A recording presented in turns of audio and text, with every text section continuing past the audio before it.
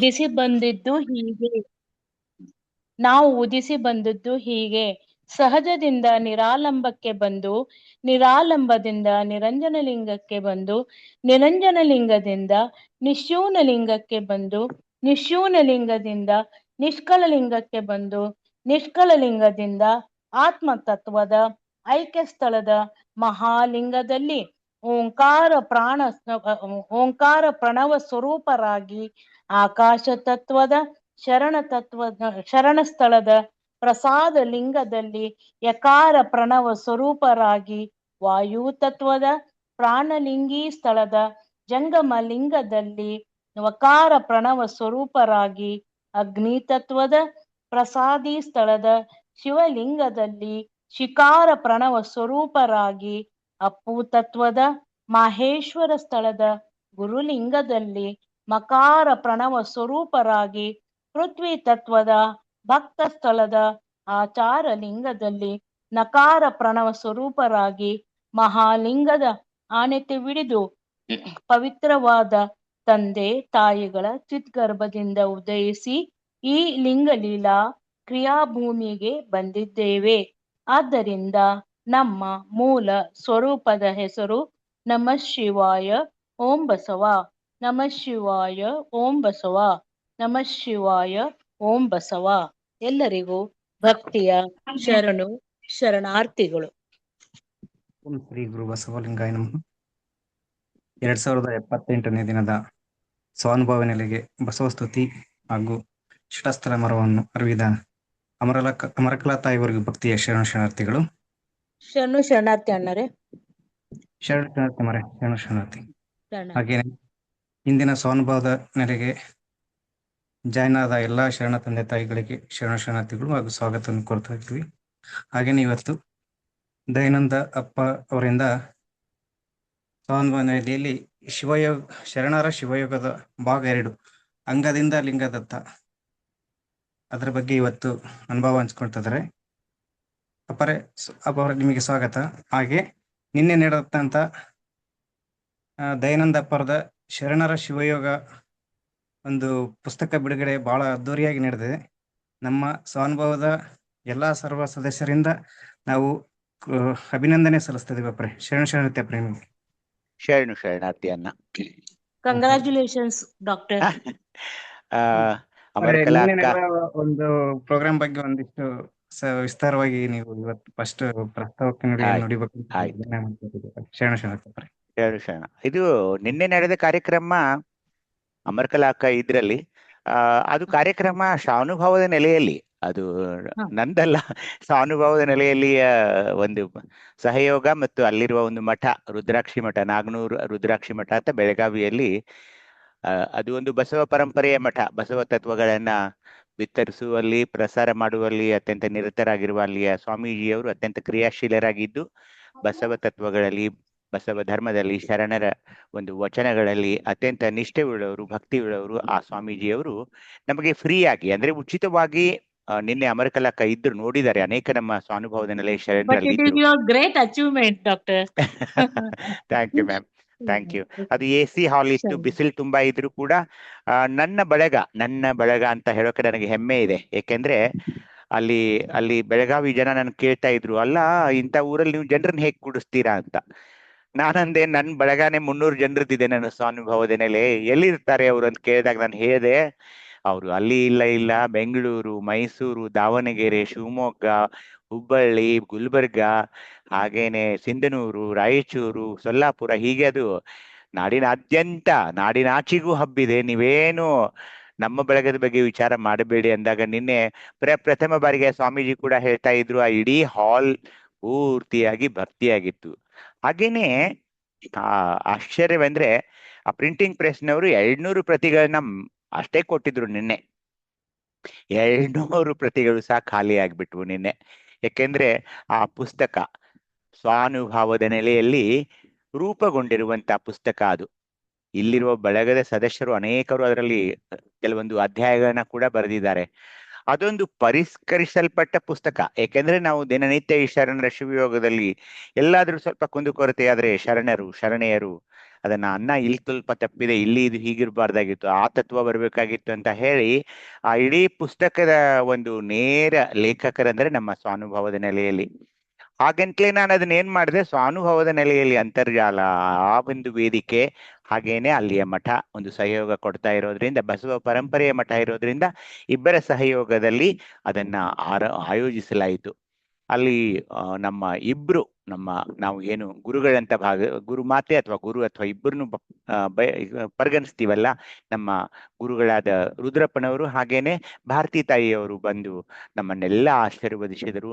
ಹಾಗೇನೆ ಮಧ್ಯಾಹ್ನದ ನಡೆದ ಗೋಷ್ಠಿ ಅಂತೂ ಅಪರೂಪವಾದ ಒಂದು ಅನುಭವ. ಇಬ್ಬರದು ವ್ಯಾಖ್ಯಾನ ಎಷ್ಟೊಂದು ಮೈ ಪುಳುಕಿತವಾಯಿತು ಅಂದ್ರೆ, ಇಡೀ ಕಾರ್ಯಕ್ರಮ ಯಶಸ್ವಿಯಾಗಕ್ಕೆ ಕಾರಣ ನಮ್ಮ ಸ್ವಾನುಭವದ ನೆಲೆಯಲ್ಲಿರುವ ಸದಸ್ಯರು. ಅವರು ಪರೋಕ್ಷವಾಗಿ ಅಪರೋಕ್ಷವಾಗಿ ಎಲ್ಲಿ ತಾವಲ್ಲಿದ್ರು ಅಲ್ಲಿಂದ ಈ ಕಾರ್ಯಕ್ರಮಕ್ಕೆ ಯಶಸ್ಸನ್ನ ಹಾರೈಸಿದ್ರು. ಒಂದು ಅದ್ಭುತ ಕಾರ್ಯಕ್ರಮವಾಗಿ ಅದು ಪರಿಗಣಿಸಲ್ಪಟ್ಟಿತು. ಹೀಗಾಗಿ ಈ ಶರಣರ ಶಿವಯೋಗ ಅದು ನೇರವಾಗಿ ನಮ್ಮ ವಚನಕಾರರ, ನಮ್ಮ ಶರಣರು ಬರೆದ ಒಂದು ವಚನಗಳ ಮೇಲೆ ಆಧಾರಿತವಾದ ಬುಕ್ಕು. ಅದೊಂದು ಗ್ರಂಥ, ಅದು ಪಾರಾಯಣ ಮಾಡುವಂತ ಗ್ರಂಥ. ನಾನು ಹೇಳಿದೆ ನಿನ್ನೆ ನನ್ನ ಒಂದು ಮಾತುಗಳಲ್ಲಿ ಹೇಳಿದೆ, ಅದು ಒಂದು ಕಾದಂಬರಿ ಅಲ್ಲ, ಒಂದು ಪುಸ್ತಕ ಅಲ್ಲ, ಅದನ್ನ ಎಲ್ಲೋ ಇಟ್ಟು ನೀವು ಓದೋ ಪುಸ್ತಕ ಅಲ್ಲ. ಅದು ನಾನು ಬೇಕಂತಲೇ ಅದನ್ನ ತುಂಬಾ ದಪ್ಪದಾಗಿ ಇಟ್ಕೊಂಡಿದ್ದೀನಿ. ಯಾಕೆಂದ್ರೆ ಅದು ಮನೆಯ ಇಷ್ಟಲಿಂಗ ಪೂಜಾ ಕೋಣೆಯಲ್ಲಿ ಅದನ್ನ ಇಟ್ಕೊಂಡು ನೀವು ಅದನ್ನ ದಿನ 2 ಪುಟ ಓದ್ಕೊಳ್ಬೇಕು, ಮನನ ಮಾಡಬೇಕು. ಶಿವಯೋಗಕ್ಕೆ ನೀವು ಪಥದಲ್ಲಿ ಸಾಗಲು ಈ ಪುಸ್ತಕ ತುಂಬಾ ಸಹಕಾರಿ ಆಗುತ್ತೆ ಅಂತ ಹೇಳಿದಾಗ ಅದನ್ನ ಎಲ್ರೂ ಒಪ್ಕೊಂಡ್ರು. ಒಬ್ಬೊಬ್ಬರಂತೂ ನಮ್ಮ ಸ್ವಾನುಭವದ ನೆಲೆಯಲ್ಲಿರುವ ಕೆಲವೊಬ್ರು ಸದಸ್ಯರು 3-4 ಪುಸ್ತಕಗಳನ್ನ ತೆಗೆದುಕೊಂಡು ಹೋದ್ರು. ಕೊನೆಗೆ ಕೆಲವು ಬಂದವ್ರಿಗೆ ಪುಸ್ತಕ ಕೂಡ ಅದು ಸಿಗ್ಲಿಲ್ಲ. ಒಂದು ಇವತ್ತು ಇಲ್ಲಿ ನನಗೆ ತುಂಬಾ ಸಂತೋಷವಾಗ್ತಾ ಇದೆ, ನಮ್ಮ ಸ್ವಾನುಭವದ ನೆಲೆಯಲ್ಲಿ ಇರುವ ಸದಸ್ಯರು ನನಗೆ ದಯವಿಟ್ಟು ನಿಮ್ಮ ಅಡ್ರೆಸ್ ಅನ್ನ ಕಳಿಸಿ ಆ ಪುಸ್ತಕವನ್ನ ತೆಗೆದುಕೊಳ್ಳಿ. ಆ ಒಂದು ಗ್ರಂಥ ನನ್ನದಲ್ಲ, ಅದು ನಿಮ್ಮದು. ಏಕೆಂದ್ರೆ ಅದು ಸ್ವಾನುಭವದ ನೆಲೆಯಿಂದ ರೂಪಿತಗೊಂಡಿರುವ ಒಂದು ಮಹಾನ್ ಗ್ರಂಥ, ಶಿವಯೋಗದ ಕುರಿತಾದ ಗ್ರಂಥ. ಅದನ್ನು ನಾನ್ ಬರೆದಿದ್ದೆ ಅನ್ನೋದಕ್ಕೆ ನನಗೆ ಬಹಳ ಹಿಂಜರಿಕೆ ಆಗುತ್ತೆ. ಯಾಕೆಂದ್ರೆ ನಾವು ದಿನ ಏನು ಇಲ್ಲಿ ಕಳೆದ 1 ವರ್ಷದಿಂದ ಏನು ಈ ಶಿವಯೋಗದ ಕಂತುಗಳಲ್ಲಿ ಇಲ್ಲಿ ಚರ್ಚೆ ಮಾಡ್ತಿದ್ವೋ, ಹೇಗೆ ಅದಕ್ಕೆ ಒಂದು ಮೂರ್ತ ಸ್ವರೂಪವನ್ನು ಕೊಟ್ಟು ಮಾತಾಡ್ತಿದ್ವೋ, ಅನೇಕ ಸಲಹೆ ಸಂದೇಹ ಸೂಚನೆಗಳನ್ನು ನಾವು ಅಲ್ಲಿ ಕೊನೆವರೆಗೆ ಅದನ್ನ ಏನು ಮಾತಾಡಿದ್ವು ಅದನ್ನೆಲ್ಲ ಅಡಕ ಮಾಡಿಕೊಂಡು ಆ ಪುಸ್ತಕವನ್ನ ರಚಿಸಲಾಗಿದೆ. ಅಲ್ಲಿ ಎಲ್ಲ ನಮ್ಮ ಸ್ವಾನುಭವದ ನೆಲೆಯಲ್ಲಿಯೇ ಎಲ್ಲ ಶರಣೆಯ ಮಾತುಗಳು, ವಾಕ್ಯಗಳು ಅಲ್ಲಿ ಮೂಡಿ ಬಂದಿವೆ ಅಂತ ನನಗೆ ಹೇಳೋಕೆ ಹೆಮ್ಮೆ ಅನಿಸ್ತಾ ಇದೆ. ಹೀಗಾಗಿ ಇದು ಸ್ವಾನುಭವದ ನೆಲೆ ಅನ್ನೋದು ಒಂದು ಶಿವಯೋಗದ ನೆಲೆಯಾಗಿದೆ. ಇಲ್ಲಿ ನಾವು ಏನ್ ಕಂಡ್ಕೊಳ್ತಿದೀವಿ ಅಂದ್ರೆ, ನಮ್ಮ ಜೀವನ ಅದು ಕೂಡ ಶಿವಯೋಗಮಯವಾಗ್ತಾ ಇದೆ.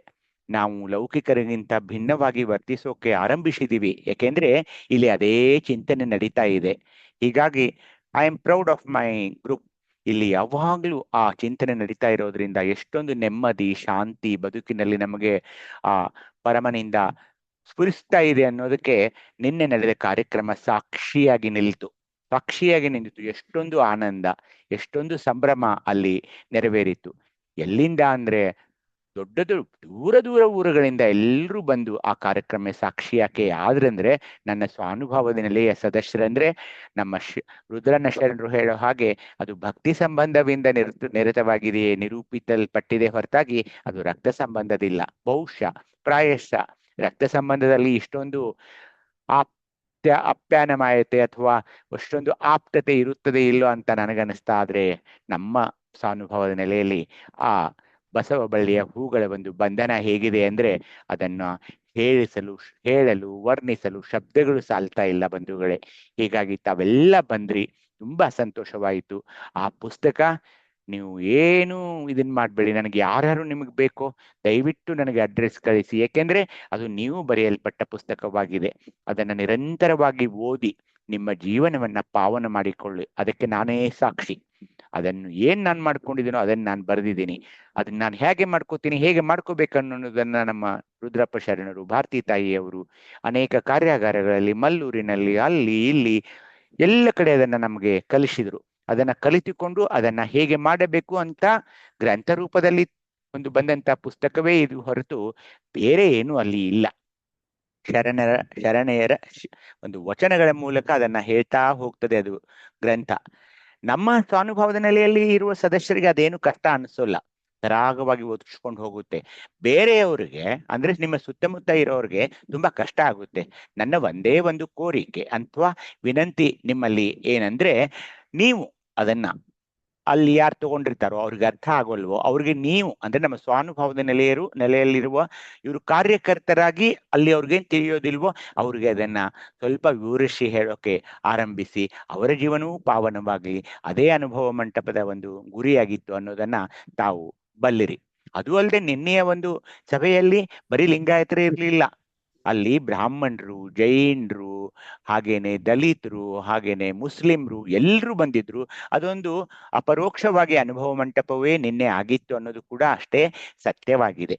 ಏಕೆಂದ್ರೆ ಶರಣರ ನೆಲೆಯಲ್ಲಿ, ಶರಣರು ಮಾಡುವ ಸಮಾರಂಭಗಳಲ್ಲಿ, ಶರಣರು ರೂಪಿಸಲ್ಪಡುವ ಕಾರ್ಯಕ್ರಮಗಳಲ್ಲಿ ಜನ ಸೇರ್ತಾರೆ. ಯಾಕೆಂದ್ರೆ ಇವನಾರವ ಅಂತ ನಾವು ಎನಿಸೋದಿಲ್ಲ, ಇವ ನಮ್ಮವ ಅಂತಾನೆ ನಾವು ಎನಿಸ್ತಾ ಇರೋದ್ರಿಂದ ಎಲ್ಲ ವರ್ಗದ ಜಾತಿ ಜನರು, ಎಲ್ಲ ಜನರು ನಮ್ಮ ಕಾರ್ಯಕ್ರಮಗಳಲ್ಲಿ ಭಾಗವಹಿಸ್ತಾನೆ ಇರ್ತಾರೆ. ಯಾಕೆಂದ್ರೆ ಅದೊಂದು ಪ್ರೀತಿಯ ಸೆಲೆ ಅಲ್ಲಿ ಸ್ಫುರಿಸ್ತಾ ಇರ್ತಾ ಇದೆ. ಹೀಗಾಗಿ ತಾವು ಬಂದ್ರಿ, ಆ ಕಾರ್ಯಕ್ರಮವನ್ನ ಯಶಸ್ವಿ ಮಾಡಿದ್ರಿ. ಏಕೆಂದ್ರೆ ಅದು ನಿಮ್ಮ ಕಾರ್ಯಕ್ರಮ, ನನ್ನ ಸ್ವಾನುಭಾವದ ನೆಲೆಯ ಕಾರ್ಯಕ್ರಮವಾಗಿತ್ತು. ಹೀಗಾಗಿ ನಾನು ಆಮಂತ್ರಣ ಪತ್ರಿಕೆಯಲ್ಲಿ ಕೂಡ ಅದು ಸ್ವಾನುಭಾವದ ನೆಲೆಯ ಕಾರ್ಯಕ್ರಮ ಅಂತ ನಮೂದಿಸಿದ್ದೇ ಹೊರತು ಅದು ವೈಯಕ್ತಿಕ ಯಾವುದೇ ಕಾರ್ಯಕ್ರಮವಾಗಿರ್ಲಿಲ್ಲ ಅಂತ ಹೇಳ್ತಾ ಎಲ್ಲರಿಗೂ ಮತ್ತೊಮ್ಮೆ ಶರಣಾರ್ಥಿಗಳನ್ನ ಹೇಳ್ತಾ ಇವತ್ತಿನ ವರ್ಗವನ್ನ ಆರಂಭಿಸೋಣ. ಶರಣರ ಶಿವಯೋಗ. ಈ ಶರಣರ ಶಿವಯೋಗ ನಿನ್ನೆ ಅದು ಗ್ರಂಥ ಕೂಡ ಬಿಡುಗಡೆಯಾಯಿತು. ಮತ್ತೊಮ್ಮೆ ನಿಮ್ಮೆಲ್ಲರಿಗೆ ಅದು ಯಾರ್ಯಾರಿಗೂ ಬೇಕೋ ಅದನ್ನ ನಾನು ಕಳಿಸಿಕೊಡ್ತೀನಿ. ತಮ್ಮ ವಿಳಾಸವನ್ನ ದಯವಿಟ್ಟು ನನಗೆ ಕಳಿಸ್ತಾ ಇರಿ. ಈ ಶರಣರ ಶಿವಯೋಗದ ಗ್ರಂಥ ಅನೇಕ ಜಿಲ್ಲೆಗಳಲ್ಲಿ, ಮುಂಬರುವ ದಿನಗಳಲ್ಲಿ ಅನೇಕ ತಾಲೂಕಿನಲ್ಲಿ ನಾನು ಹೋಗಿ ಇದರ ಬಗ್ಗೆ ಮಾತನಾಡಿದ್ದೀನಿ. ಆ ಗ್ರಂಥವನ್ನ ಕೊಡೋನಿದ್ದೀನಿ. ಎಲ್ರಿಗೂ ಆಸಕ್ತರಿಗೆ ಅದನ್ನ ಮಾಡೋಣ. ಅಲ್ಲಿಯೂ ಕೂಡ ನಿಮ್ಮ ಸಹಕಾರ ಬೇಕು. ನಾನು ಬರೋಕೆ ಸಿದ್ಧನಿದ್ದೇನೆ ಅಂತ ಹೇಳ್ತಾ ಶರಣರ ಶಿವಯೋಗ ಇವತ್ತಿನ ವರ್ಗಕ್ಕೆ ನಾವು ನಿಮಗೆ ಸ್ವಾಗತಿಸುತ್ತೇನೆ. ಎಲ್ಲರೂ ಶುಚಿರ್ಭೂತರಾಗಿ ಹಣೆಯ ಮೇಲೆ ವಿಭೂತಿಯನ್ನ ಧರಿಸಿಕೊಂಡು ಎದೆಯ ಮೇಲೆ ಇಷ್ಟಲಿಂಗ ಧಾರಣೆ ಮಾಡಿ ಒಂದು ಕುಳಿತ ಸ್ಥಿತಿಯಲ್ಲಿ ಈ ಶರಣರ ಶಿವಯೋಗದ ವರ್ಗವನ್ನ ಕೇಳಬೇಕು ಅಂತ ತಮ್ಮಲ್ಲಿ ಭಿನ್ನ ಮಾಡಿಕೊಂಡು ವಿನಂತಿಸಿಕೊಂಡು ಇವತ್ತಿನ ಶರಣರ ಶಿವಯೋಗ ಅದೊಂದು ಅತ್ಯಂತ ದೊಡ್ಡದಾದ 1500 ಪುಟಗಳ ಒಂದು ಗ್ರಂಥ. ಅದು ಆ ಶರಣರ ಶಿವಯೋಗದಲ್ಲಿ ಏನ್ ಮಾಡ್ಕೊಂಡ್ವಿ ನಾವು, ಭಾಗ 3 ಮಾಡ್ಕೊಂಡ್ವಿ, 1, 2, 3. 1ರಲ್ಲಿ ಅವರು ಹೇಗೆ ಮಾಡಿಕೊಂಡಿರಬಹುದು ಈ ಶಿವಯೋಗವನ್ನ, ಅದನ್ನ ಅಭ್ಯಸನ ಮಾಡಿದ್ವಿ. ಅಲ್ಲಿ ದೀಕ್ಷೆ ಬರುತ್ತೆ, ಓಂ ಅಕ್ಷರದ ಒಳಗಡೆ ಏನಿದೆ ಬರುತ್ತೆ, ಇಷ್ಟಲಿಂಗದ ಒಳಗಡೆ ಏನಿದೆ ಬರುತ್ತೆ, ಎಲ್ಲವನ್ನ ಒಂದು ಪೂರ್ವಭಾವಿಯಾಗಿ ಸಿದ್ಧತೆ ಮಾಡಿಕೊಂಡು ಈಗ ಭಾಗ 2ರಲ್ಲಿ ನಾವು ಅಭ್ಯಸನ ಮಾಡ್ತಾ ಇದೀವಿ. ಅಂಗದಿಂದ ಲಿಂಗದಂದ ಅಂದ್ರೆ ನನ್ನ ಅಂಗವನ್ನ ಲಿಂಗವನ್ನಾಗಿ ಹೇಗೆ ಮಾಡಿಕೊಳ್ಳಬೇಕು ಅನ್ನೋದ್ರಲ್ಲಿ ನಾವು ನಡೀತಾ ಇದೀವಿ. ಕೊನೆಗೆ ಭಾಗ 3ರಲ್ಲಿ ದಿನನಿತ್ಯ ಇಷ್ಟಲಿಂಗ ಪೂಜೆಯನ್ನ ನಾವು ಹೇಗೆ ಮಾಡಿಕೊಳ್ಳಬೇಕು, ಸಾಕ್ಷಾತ್ಕರಿಸಿಕೊಳ್ಳಬೇಕು, ಹೇಗೆ ಯಶಸ್ವಿಯಾಗಬೇಕು ಅಂದಾಗ ಈಗ ಏನಾಗ್ತಾ ಇದೆ ನಿಮಗೆ, ಇಲ್ಲಿ ಸೈಮಲ್ಟೇನಿಯಸ್ಲಿ ಇಲ್ಲಿ ಕ್ಲಾಸ್ ಕೂಡ ನಡೀತಾ ಇದೆ, ಅಲ್ಲಿ ಗ್ರಂಥ ಕೂಡ ನಿಮ್ಮ ಕೈಯಲ್ಲಿದೆ. ಅದಕ್ಕೆ ಬೇಗನೆ ತಮಗೆ ಯಾರಿಗೂ ಬೇಕು ಅದು ಆ ಪುಸ್ತಕವನ್ನ ತೆಗೆದುಕೊಂಡು ಈ ಕ್ಲಾಸ್ ನಡೆದಾಗ ಈ ಅಧ್ಯಾಯಗಳನ್ನ ಅಲ್ಲಿ ಓಪನ್ ಮಾಡಿಕೊಂಡು ಅದನ್ನು ನೋಡಿ ಇದನ್ನು ಕೇಳ್ತಾ ಇದ್ರೆ ನಿಮ್ಗೆ ಏನಾಗುತ್ತೆ, ಇನ್ನೂ ನೀವು ಹೆಚ್ಚು ಹೆಚ್ಚು ಹೆಚ್ಚು ಪ್ರಯೋಜನವನ್ನ ಪಡಿತಾ ಇದ್ದೀರಿ. ಹೀಗಾಗಿ ಆ ಪುಸ್ತಕವನ್ನ ತೆಗೆದುಕೊಂಡು ನಿಮ್ಮ ಜೀವನವನ್ನ ಪಾವನ ಮಾಡಿಕೊಳ್ಳಿ. ಯಾಕೆಂದ್ರೆ ಅದು ಸ್ವಾನುಭಾವದ ನೆಲೆಯಲ್ಲಿ ಒಂದು ರೂಪಿತವಾದ ಅದು ಪುಸ್ತಕ, ಸಾಧಕರಿಂದ ಬರೆಯಲ್ಪಟ್ಟ ಪುಸ್ತಕ. ಅದು ಬರೀ ಒಂದು ರೂಮ್ನಲ್ಲಿ ಕೂತ್ಕೊಂಡು ಏನೇನೋ ಕಲ್ಪನೆ ಬರೆದ ಪುಸ್ತಕ ಅಲ್ಲ. ನಮ್ಮಲ್ಲಿ ಇಲ್ಲಿ ಸಾಧಕರಿಂದ ನಿರೂಪಿಸಲ್ಪಟ್ಟ ಪುಸ್ತಕವಾಗಿರೋದ್ರಿಂದ ತಾವು ಏನ್ ಮಾಡ್ರಿ ಅಂದ್ರೆ ಆ ಪುಸ್ತಕವನ್ನ ತೆಗೆದುಕೊಳ್ಳಿ. ಪ್ರತಿ ಸೋಮವಾರ ಕ್ಲಾಸ್ ನಡೆದಾಗ ಆ ಪುಸ್ತಕದಲ್ಲಿಯ ಈ ಅಧ್ಯಾಯಗಳನ್ನ ತೆಗೆದು ಓದ್ತಾ ಹೋಗಿ. ಅದು ಕೊನೆಯಲ್ಲಿ ನೀವು ಏನಾಗುತ್ತೆ ಅಂದ್ರೆ ಶಿವಯೋಗವನ್ನ ಹೇಗೆ ಮಾಡಿಕೊಳ್ಳಬೇಕು, ಅದರಿಂದ ಹೇಗೆ ಪರಮ ಶಾಂತಿಯನ್ನ ಪಡೆಯಬೇಕು, ಹೇಗೆ ಶಿವಾನಂದದಲ್ಲಿ ಮುಳುಗಬೇಕು ಅನ್ನೋದನ್ನ ಈ ಪುಸ್ತಕದ ಸಹಾಯದಿಂದ ಮತ್ತೆ ಪ್ರತಿ ಸೋಮವಾರ ನಡೆಯುವ ವರ್ಗಗಳಿಂದ ತಮ್ಮ ಜೀವನವನ್ನ ಪಾವನ ಮಾಡಿಕೊಳ್ಳಿ ಅಂತ ಹೇಳ್ತಾ ಇವತ್ತಿನ ಒಂದು ವರ್ಗಕ್ಕೆ ಅಡಿ ಇಡೋಣ. ನಾವು ಪ್ರಾಣಲಿಂಗಿ ಜಂಗಮಲಿಂಗವಾಗುವ ಶಿವಯೋಗವನ್ನ ಇವತ್ತು ಅಭ್ಯಸನ ಮಾಡೋರಿದ್ದೀವಿ. ಪ್ರಾಣಲಿಂಗಿ ಲಿಂಗ ಎಲ್ಲಿದೆ ಅಥವಾ ಪ್ರಾಣಲಿಂಗಿ ಅಂದ್ರೆ ಏನು, ಪ್ರಾಣಲಿಂಗ ಎಲ್ಲಿದೆ, ಪ್ರಾಣಲಿಂಗಿ ಸ್ಥಳ ಅಲ್ಲಿ ಏನಿದೆ, ಅದ್ರ ಬಗ್ಗೆ ಸ್ವಲ್ಪ ಯಾರಾದ್ರೂ ಹೇಳಿ. ಪ್ರಾಣಲಿಂಗಿ ಸ್ಥಳ ಎಲ್ಲಿದೆ? ಪ್ರಾಣಲಿಂಗಿ ಸ್ಥಳ ವಾಯು ತತ್ವದಲ್ಲಿದೆಯಪ್ಪ ಅವ್ರೆ. ವಾಯು ತತ್ವ. ಹಾ, ಅಲ್ಲಿರುವ ಲಿಂಗ, ಜಂಗಮ ಲಿಂಗ, ಅಲ್ಲಿರುವ ಭಕ್ತಿ, ಅನುಭವ ಭಕ್ತಿ, ಶಕ್ತಿ, ಪರಾಶಕ್ತಿ, ಆದಿಶಕ್ತಿ ಅಪ್ಪ, ಆದಿಶಕ್ತಿ ಹೇಳ್ಬೇಕು. ಕ್ರಿಯಾಶಕ್ತಿ, ಜ್ಞಾನಶಕ್ತಿ, ಇಚ್ಛಾಶಕ್ತಿಯಾಗಿ ಇವತ್ತು ಮೊದಲ ಬಾರಿಗೆ ದೈವಿಕ ಶಕ್ತಿಯಾಗಿ ನಮಗೆ ಏನ್ ಸಿಗ್ತಾ ಇದೆ? ಆದಿಶಕ್ತಿ. ಹೀಗಾಗಿ ಇಲ್ಲಿ ಏನ್ ಮಾಡ್ತಾ ಇದ್ದೀವಿ, ಈ ಸ್ಥಳಕ್ಕೆ ಬಂದಾಗ ಮಣಿಪೂರಕ ಚಕ್ರ ಇತ್ತು ನಾವು ಹೋದ್ ಸಾರಿ ನೋಡಿದಾಗ, ಅದು ಅನಾಹತ ಚಕ್ರದಲ್ಲಿ ಲಯಗೊಂಡಲ್ಲಿಯೇ ಅಗ್ನಿತತ್ವದ ಲೀಲೆಗಳು ಅಲ್ಲೆಲ್ಲ ಅಡಗಿ ಬಿಡ್ತಾವೆ. ಈಗ ಅಂತರ್ದೃಷ್ಟಿಯು ಅಂದ್ರೆ ನನ್ನ ಹೊರದೃಷ್ಟಿ ಇಷ್ಟಲಿಂಗದ ಮೇಲೆ ಇದೆ, ಒಳಗಡೆಯ ದೃಷ್ಟಿ ಅನಾಹತದಲ್ಲಿ ಅಥವಾ ಹೃದಯದಲ್ಲಿ ನೆಲೆಸುವುದು ಅಥವಾ ಇಡೋದು ಅಥವಾ ನೆಡುವುದು. ಅನಾಹತವು ಕರಸ್ಥಲದ ಇಷ್ಟಲಿಂಗ ಮೂರ್ತಿಯಲ್ಲಿ ಗೋಮುಖ ಸ್ಥಾನ, ಒಳಗಡೆ ನೀವು ಇಷ್ಟಲಿಂಗದ ಅಂತರಂಗದಲ್ಲಿ ಅದು ಇದೆ, ಇರ್ಲಿ, ನೀವು ಇಷ್ಟಲಿಂಗವನ್ನ ನೋಡ್ತಾ ಇರೋದು. ಅದು ವಾಯು ತತ್ವದ ನೆಲೆ ಅಂತ ಈಗ ತಾಯಿ ಹೇಳಿದರು. ಯಾಕೆ ವಾಯು ತತ್ವ? ಯಾಕೆ ಹೃದಯದಲ್ಲಿ ವಾಯು ತತ್ವ ಬೇಕು? ಯಾಕೆಂದ್ರೆ ಮೆಡಿಕಲಿ ಅಂದ್ರೆ ವೈದ್ಯಕೀಯವಾಗಿಯೂ ಕೂಡ ಹೃದಯಕ್ಕೆ ಆಮ್ಲಜನಕ ಬೇಕು, ಅದರ ಅಕ್ಕಪಕ್ಕಕ್ಕಿರುವ ಶ್ವಾಸಕೋಶಗಳಿಗೂ ಬೇಕು ವಾಯು ಅಂದ್ರೆ ಆಮ್ಲಜನಕ ಜಲಜನಕದ ಒಂದು ಸಂಯುಕ್ತ ತತ್ವ. ಅದು ವಾಯು ಇಲ್ಲ ಅಂದ್ರೆ ಉಸಿರಾಟ ಇಲ್ಲ ಅಂದ್ರೆ ಪ್ರಾಣ ಇಲ್ಲ ಅಂದ್ರೆ ಇಲ್ಲಿ ಜೀವವೇ ಇಲ್ಲ. ಹೀಗಾಗಿ ವಾಯುವಿನ ಒಂದು ಗುಣ ಏನು ಅಂದ್ರೆ ಸಂಚರಿಸುವುದು. ವಾಯು ಯಾವಾಗಲೂ ಸಂಚರಿಸ್ತಾ ಇರುತ್ತದೆ, ಒಂದೇ ಕಡೆ ನಿಲ್ಲಲ್ಲ. ಅದಕ್ಕೆ ಆ ಸಂಚಲನ ತತ್ವವೇ ವಾಯು ತತ್ವವಾಗಿರೋದ್ರಿಂದ ಅಲ್ಲಿ ಜಂಗಮಲಿಂಗ ಕೊಟ್ರು. ಯಾಕೆಂದ್ರೆ ಜಂಗಮ ಅಂದ್ರೆ ಒಂದೇ ಕಡೆ ನೆಲೆಸಲ್ಲ. ಪಂಚಾಕ್ಷರಿ ಹಿರೇಮಠ್ ಮ್ಯೂಟ್ ಮಾಡ್ಕೊಳ್ಳಿ. ಜಂಗಮ ಲಿಂಗ ಅಂದ್ರೆ ಅದು ಯಾವಾಗಲೂ ಚರಿಸೋದು. ಯಾವ ಲಿಂಗ ಚರಿಸ್ತಾ ಇದೆ? ಸ್ಥಾವರ ಲಿಂಗ ಚರಿಸ್ತಿದೆ ಏನು? ಇಲ್ಲ, ಕೇವಲ ಜಂಗಮಲಿಂಗ ಚರಿಸ್ತಾ ಇದೆ. ಯಾಕೆ ಚರಿಸ್ತಾ ಇದೆ? ಅದು ನನ್ನ ಎದೆ ಮೇಲೆ ಇರ್ತಾ ಇದೆ. ನಾನು ಎಲ್ಲೆಲ್ಲಿ ಅಡ್ಡಾಡ್ತೀನೋ, ಸಂಚರಿಸುತ್ತೇನೋ, ನನ್ನ ಜೊತೆಗೆ ನನ್ನ ಎದೆಯ ಮೇಲಿರುವ ಇಷ್ಟಲಿಂಗದ ಜೊತೆಗೆ ನನ್ನ ಹೃದಯದಲ್ಲಿರುವ ಜಂಗಮಲಿಂಗ ಎಲ್ಲ ಕಡೆ ಸಂಚರಿಸ್ತಾ ಇರುತ್ತದೆ. ಯಾಕೆ? ಅದು ವಾಯು ತತ್ವ ನೆಲೆ ಎಂಬುದನ್ನು ಪರಾಂಬರಿಸುವುದು ಅಂದ್ರೆ ಅದೇ ವಾಯು ತತ್ವ ಅಂದ್ರೆ ಸಂಚಲನ, ಚಲನೆ ಇಲ್ಲ ಅಂದಾಗ ಅದು ಸಾವು. ಚಲನೆ ಇಲ್ಲ ಅಂದ ತಕ್ಷಣ ಅಲ್ಲಿ ಮೃತ್ಯು ಇದೆ. ಹೀಗಾಗಿ ನನ್ನ ಎದೆಯಲ್ಲಿ, ನನ್ನ ಹೃದಯದಲ್ಲಿ ಜಂಗಮಲಿಂಗ, ಏಕೆಂದ್ರೆ ನನ್ನ ಜೊತೆಗೆ ಅವನು ಸಂಚರಿಸ್ತಾ ಇದ್ದಾನೆ. ಹೀಗಾಗಿ ಅವನಿಗೆ ಜಂಗಮಲಿಂಗವನ್ನ ಶರಣರು ಅಲ್ಲಿ ಕೊಟ್ರು. ಅಂದ್ರೆ ಅವರು ಹೇಗೆ ಅದನ್ನ ವಿಚಾರ ಮಾಡಿ ಕೊಟ್ಟಿದ್ದಾರೆ ಅನ್ನೋದನ್ನ ತಾವು ಗಮನಿಸಿ. ಪಿಂಡಾಂಡದಲ್ಲಿ ವಾಯು ತತ್ವ ಪ್ರಧಾನವಾದ ಅಂದ್ರೆ ನನ್ನ ದೇಹದಲ್ಲಿ ವಿಸ್ತಾರ ಭಾಗವು ಪಂಚವಾಯುಗಳು, ಪ್ರಾಣವಾಯು, ಅಪಾನವಾಯು, ವ್ಯಾನವಾಯು, ಉದಾನವಾಯು, ಸಮಾನವಾಯುಗಳೆಂಬ ಪಂಚವಾಯುಗಳಾಗಿರುವವು. ಇದೆಲ್ಲವನ್ನ ನಾವು ಕರ್ಣಹಸಿಗೆಯಲ್ಲಿ ಅಥವಾ ಹಿಂದೆ ನಡೆದ ಅನೇಕ ವರ್ಗಗಳಲ್ಲಿ ನಾವು ಇದನ್ನ ಚರ್ಚೆ ಮಾಡಿದ್ದೀವಿ. ಪ್ರಾಣವಾಯು ಜೀವು ಇರ್ಲೇಬೇಕು, ಅಪಾನವಾಯು ಜೀರ್ಣಶಕ್ತಿಗೆ ಬೇಕು, ವ್ಯಾನವಾಯು ಎಲ್ಲಾ ಸಂದುಗಳಲ್ಲಿರಬೇಕು, ಉದಾನವಾಯು ಕಂಠದಲ್ಲಿದೆ, ಅದು ಮಾತನಾಡೋಕೆ, ನುಂಗೋಕೆ, ಕುಡಿಯೋಕೆ, ಅದೆಲ್ಲಕ್ಕೂ ಉದಾನವಾಯು ಬೇಕು. ಸಮಾನವಾಯು ಅನ್ನೋದು ಈ ಹೃದಯದಲ್ಲಿರುವ ಆಮ್ಲಜನಕವನ್ನ ಇಡೀ ದೇಹಕ್ಕೆ, ಮೂಲೆಗೆ ಜೀವಕೋಶಗಳಿಗೆ ಅದು ಹಂಚ್ತಾ ಇದೆ, ಸಂಚರಿಸುತ್ತಾ ಅದು ಹಂಚ್ತಾ ಇದೆ ಅಲ್ಲ.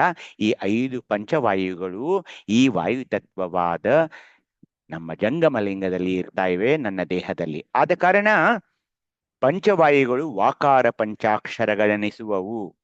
ಹೀಗಾಗಿ ಇದನ್ನೇ ಹೇಗಂತೀವಿ ನಾವು ಈ ಸ್ಥಳಕ್ಕೆ ಬಂದಾಗ?